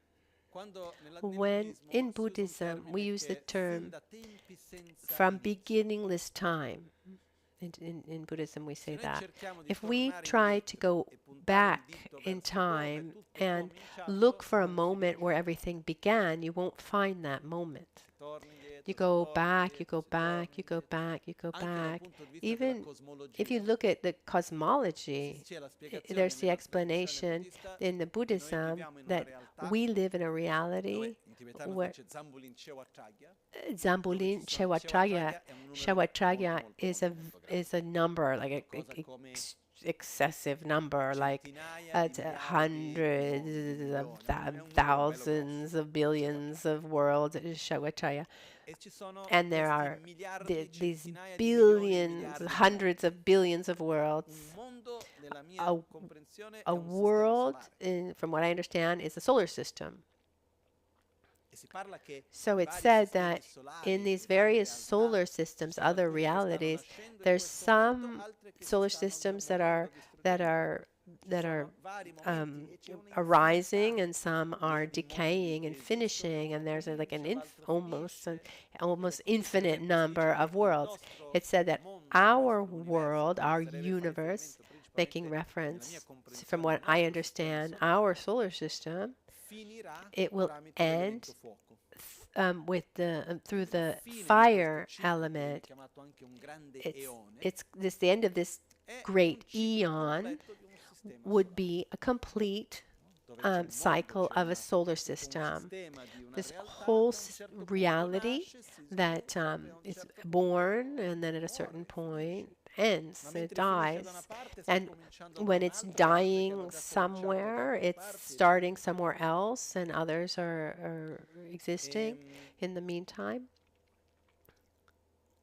So our perception of space is very limited, and our comprehension of time is very limited.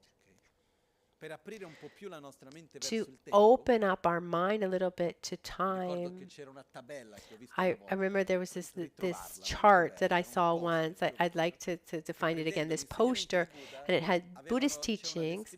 There was a description of the relativity of time according to the realms that are described.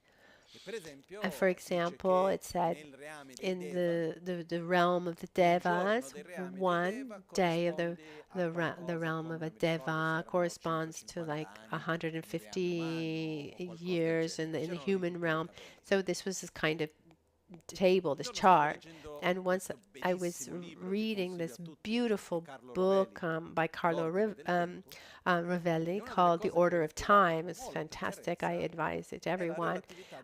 Talks about the relativity of time and says that time is relative according, not just from the observer, but also from the actual, also according to gravity.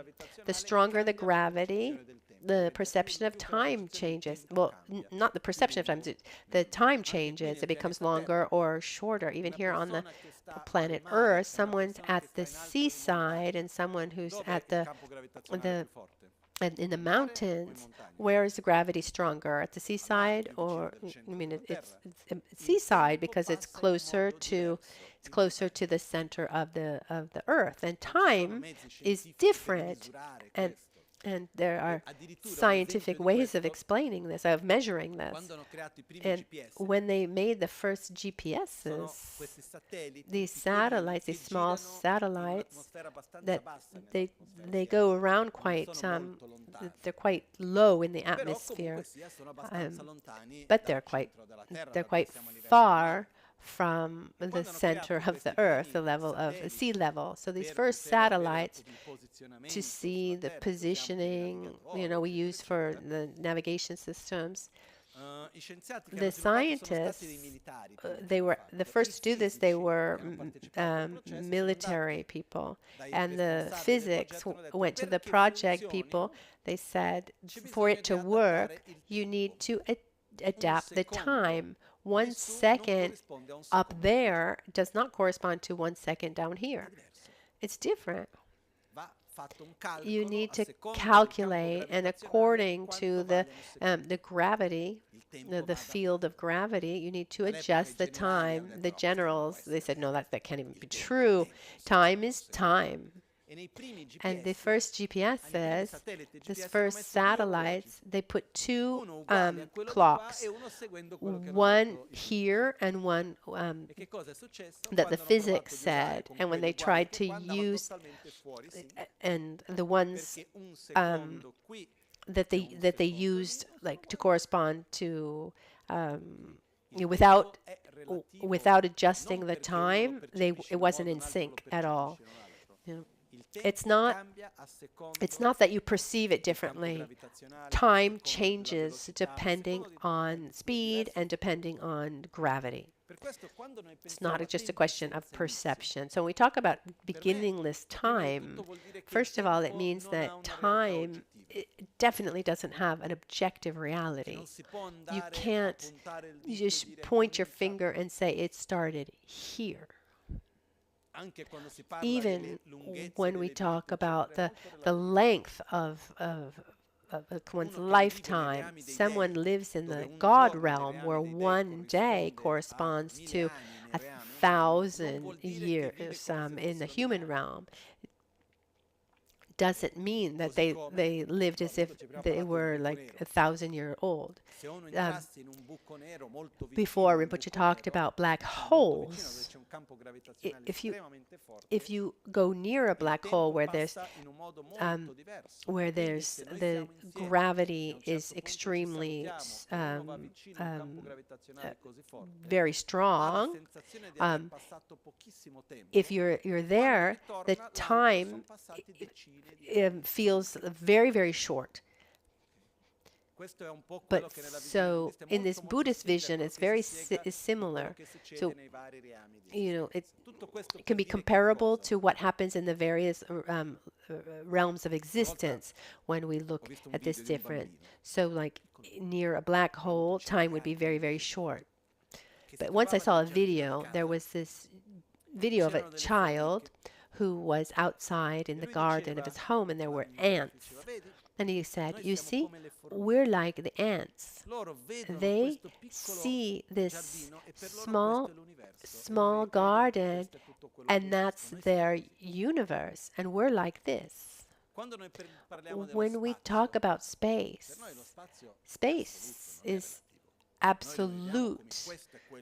It's not relative. We see this being this, and time is what it is.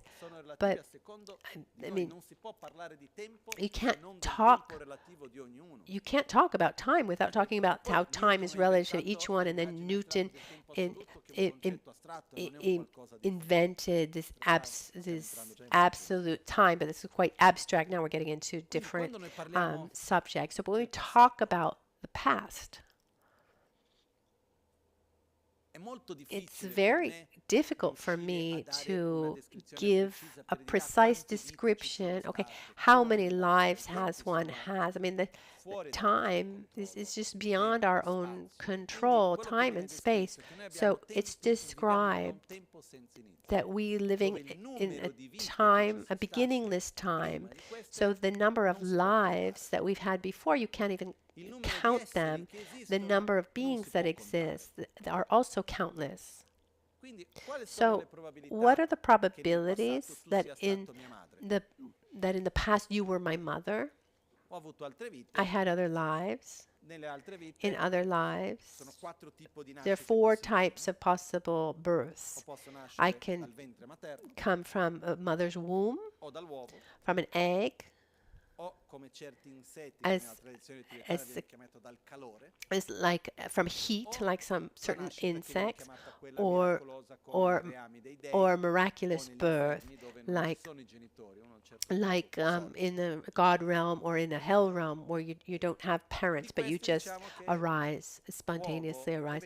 So for sure, with an egg or in the womb, you have a mother, but it's not always the same mother. But how many lives have we had? We can't say, oh, this one yes and that one no. The concept is, if I had countless lives, and beings are countless, actually, every being at a certain point has been my mother. But this makes sense if we feel gratitude for our mother. If I feel gratitude to my mother today, and I look at you and I say, you too were my mother. So the good that someone does for us, does that have an expiration date? So if you helped me 20 years ago, or if you help me today, theoretically should be the same level of, we should have the same gratitude. So if you helped me 20 lifetimes ago, or you helped me last week, the gratitude should be the same. But I don't remember. But it doesn't mean that you didn't receive a benefit. I mean, we don't really even remember what our mothers did for us when we were newborns. So when we talk about mother sentient beings, that we've had countless lives, and in these lives we've had countless mothers, and we've been mothers of many, of countless beings. So we should create this connection, this link. We're just going to read briefly the answer, and then we'll pick it up tomorrow. The technique to meditate on domestic animals such as dogs and a mother is as taught in the Pramanavrikita by Dharmakita that talks about dialectics.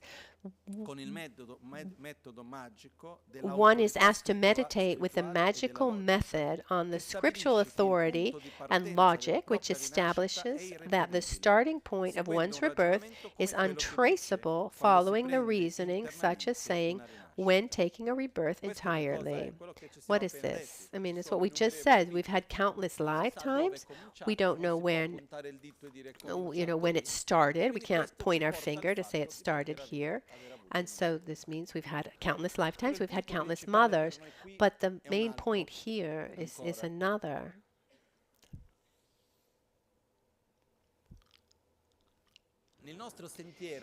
Along our path, there's the principal cause of our suffering, and then the root of our suffering, which is the ignorance and selfishness is the primary cause. So if we really want to grow spiritually, it's necessary along our path to overcome this obsession with self-gratification, this self-centeredness. Without doing that, we're just going round and round. We can become very, we can do wonderful things, even within the spiritual realm, have a lot of concentration, etc. Very well learned. But if we don't open up our hearts to others, we're blocked, we're trapped. And here there's something important, how can I say? I can't love you without loving myself. I can't love you if I don't see myself in you. For example, if we see violence, for example, one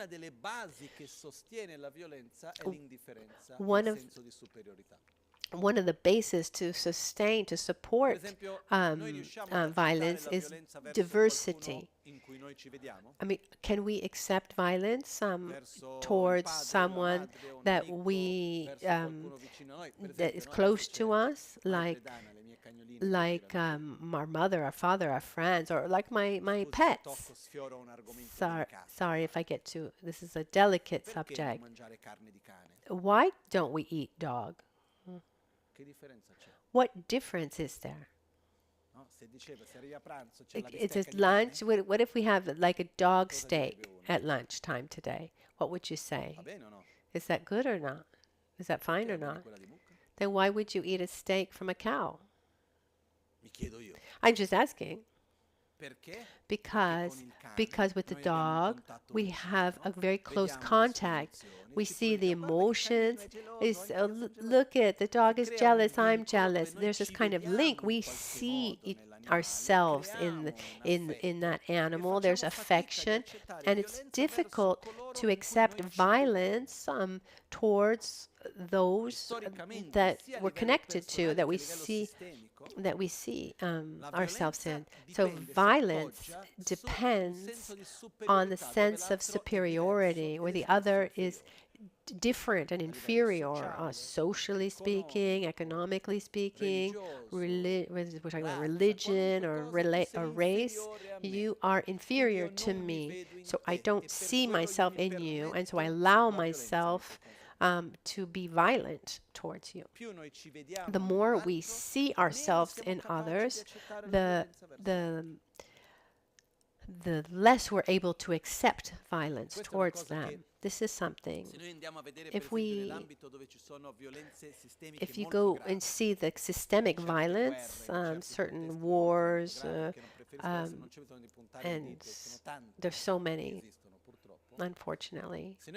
If we see at the basis of all that, there's a storyline that is shared. Those people are, and then they use words to show that they are inferior. They're not like us. And to say that they're not like us, that just justifies a level of violence. And this has come. It's better now, thank goodness, but this has happened between men and women. I justify violence, which I never accept, towards a man or for myself, because she's inferior. So the basis, first of all, is empathy. When I see myself in you, I'm not able to not feel empathy. When I can see myself in you and feel gratitude towards you, that's the basis for feeling this empathy, love, and compassion, and opening oneself up.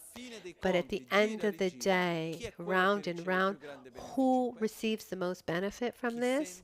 The one who feels love and compassion. He or she who generates a deep level of love and compassion generates stability and joy, and it helps grow. It's the best thing we can do. The best thing that we can do for ourselves is to allow ourselves to love. But as Lama Tsongkhapa said, not in a general way, I love all sentient beings, except for the exception of these four over there. To love everyone, we need to be able to love each one, starting from ourselves. In this process of love, love means to desire the happiness of someone. And we look at the correct view of reality. The deepest level of love that we have towards ourselves is wanting to realize the correct view of reality.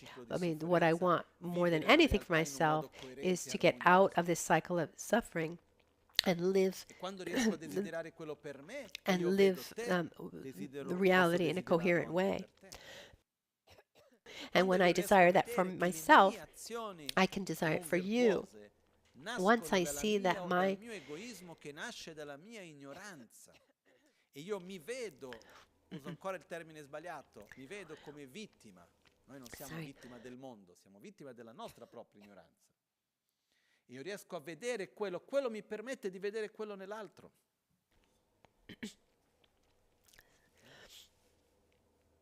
E questo apre una porta meravigliosa. And this opens up really a marvelous door, and very important. Perciò la compassione. So compassion brings us towards the correct view of reality. Because when I really want to get out of suffering, and I want you to get out of suffering, what's the only tool that we can use? That's a correct view of reality, wisdom. And when I develop wisdom, I see myself and I see others. I understand. I see the root of suffering. And I want everyone to actually cut on it deeply that root. So the correct view of reality increases our compassion. Our compassion increases also our understanding of correct view of reality. Each one helps the other. So it's not enough to meditate. Wisdom and concentration is fundamental, but we also need to open up our hearts. Tomorrow we'll pick up this point again, but this crucial point here is we should feel gratitude. And this gratitude is not just our mothers. I mean, I think when I talk about this, I think about whales. I've already said this a couple times. I mean, what do I have to do with whales? This morning, for example, We did that meditation on breathing. Now we're breathing. So every time we breathe, let's say some say half the time, or three-quarters of the time, or half the time. The oxygen that we breathe, most of it is produced in the ocean from the plankton in the ocean. I mean, there's this enormous quantity of plankton. You can see it from space, and they create more oxygen than the forest. The plants need to be nourished. They need to be fertilized. And the greatest fertilizer in the ocean are are whales. The whales eat a lot, and so as a consequence, they poop a lot. And they don't stay still. They swim for kilometers and kilometers in the ocean, and as they travel, they fertilize as they swim. And this is one of the primary primary sources of food for these plankton. So, and without the plankton, then they wouldn't produce this oxygen. So when we breathe, I mean, we depend on the whales.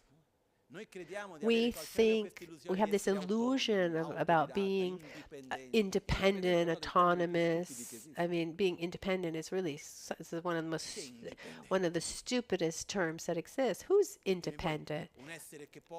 Tell me one being that could survive without any help. No, we depend on the microorganisms that live in our body. I mean, there are a lot more of them than there are of us. If they go on strike, we would die. We wouldn't be able to digest. I mean, there are an enormous amount of functions. Our eating, our breathing. I mean, it all depends on others. And so one of these fundamental feelings is seeing others and feeling gratitude. It's good for us. When there's gratitude, it means that I feel I live in abundance. It's one of the most beautiful feelings, and it's the basis for being able to open ourselves up to others. The opposite would be feeling victimized, or we don't have enough, or we need to protect ourselves when we're constantly receiving so much. So it's important for us to reflect on this, to open ourselves up.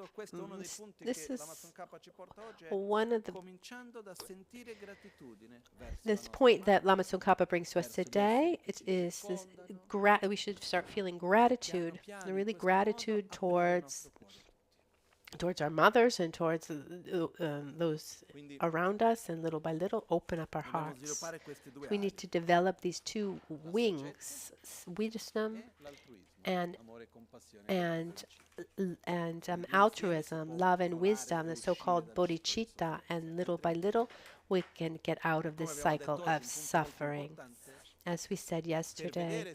So to see if we're walking well along our path, compassion should be increased, and so compassion increases our wisdom, and wisdom increases our compassion. This should be happening if we're doing it right.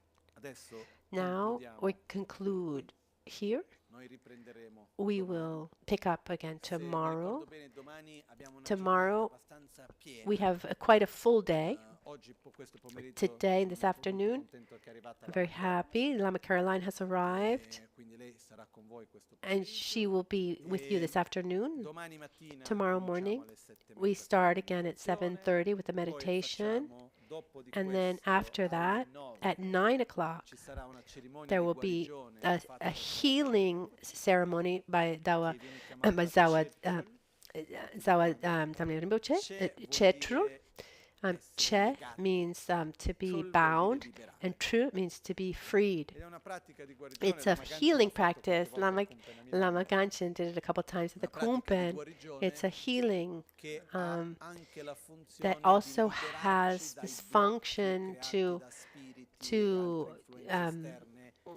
free us from our own inner blockages, but also interferences, spirits, and it's based on the practice of Yamantaka. And Sawa Dhamma Rinpoche concluded a 3 or 4 year retreat on Yamantaka, so he has a deep experience. When he came here, he came this time. First, it was going to be a trip with himself and his family, but his family didn't get the visa. But he came here with his disciples, and he came and he said, "I want to offer you something." So he's offering these practices and the pujas. So we have the fire pujas and also this healing practice. There are things,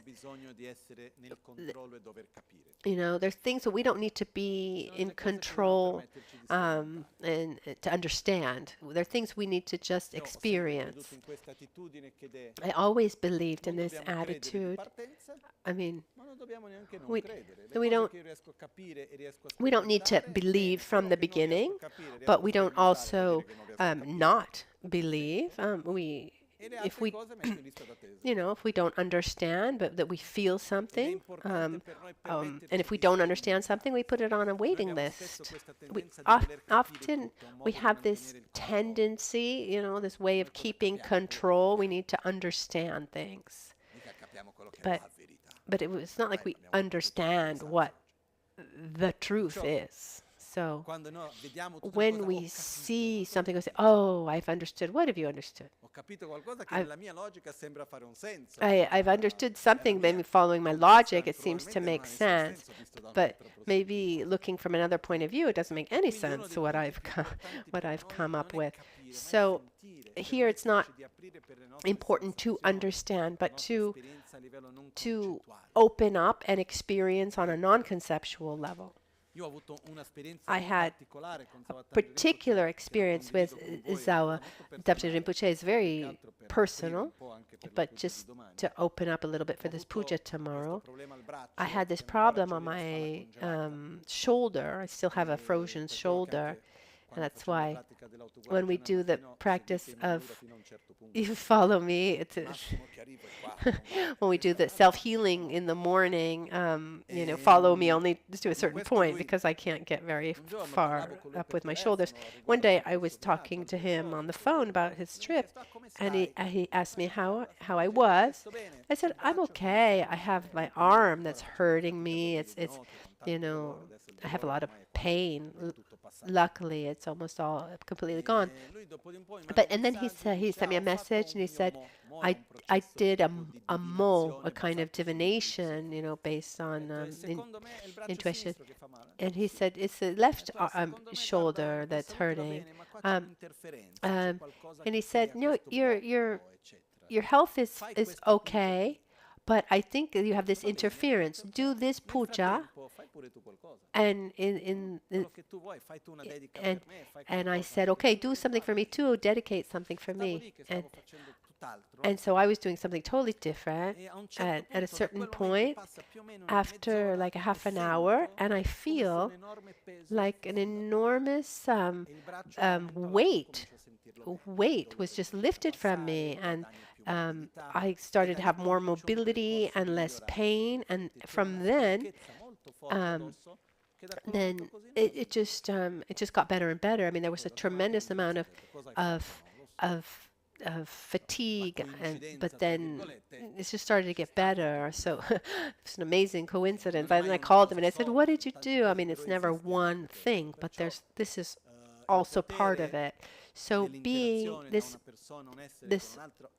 power of intention, prayer, compassion, the many things put together. And so I invite you to come tomorrow, I'm giving emphasis to heal our inner blockage, our traumas that don't allow us to develop love and compassion, to heal our physical blocks that keep us from being more balanced and harmonious. It's time for our dedications. Lame kutse rapten chin nam kartin le chokchur gepadang losan tempe drume sasumgi drove munsel takto ne gyur chi nimo dele tsendele nime kuyan delek shing ninsen takto delek pe kuncho sumki chingilo Kuncho sumki ngodrugut sol, kuncho sumki trashisho. At dawn or at dusk, at night or midday, may the three jewels grant us their blessings. May they help us to obtain all realizations and sprinkle the path of our lives with various signs of auspiciousness.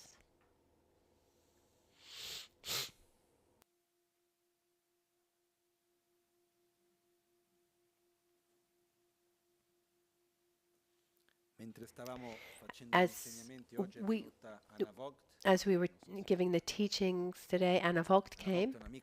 She's a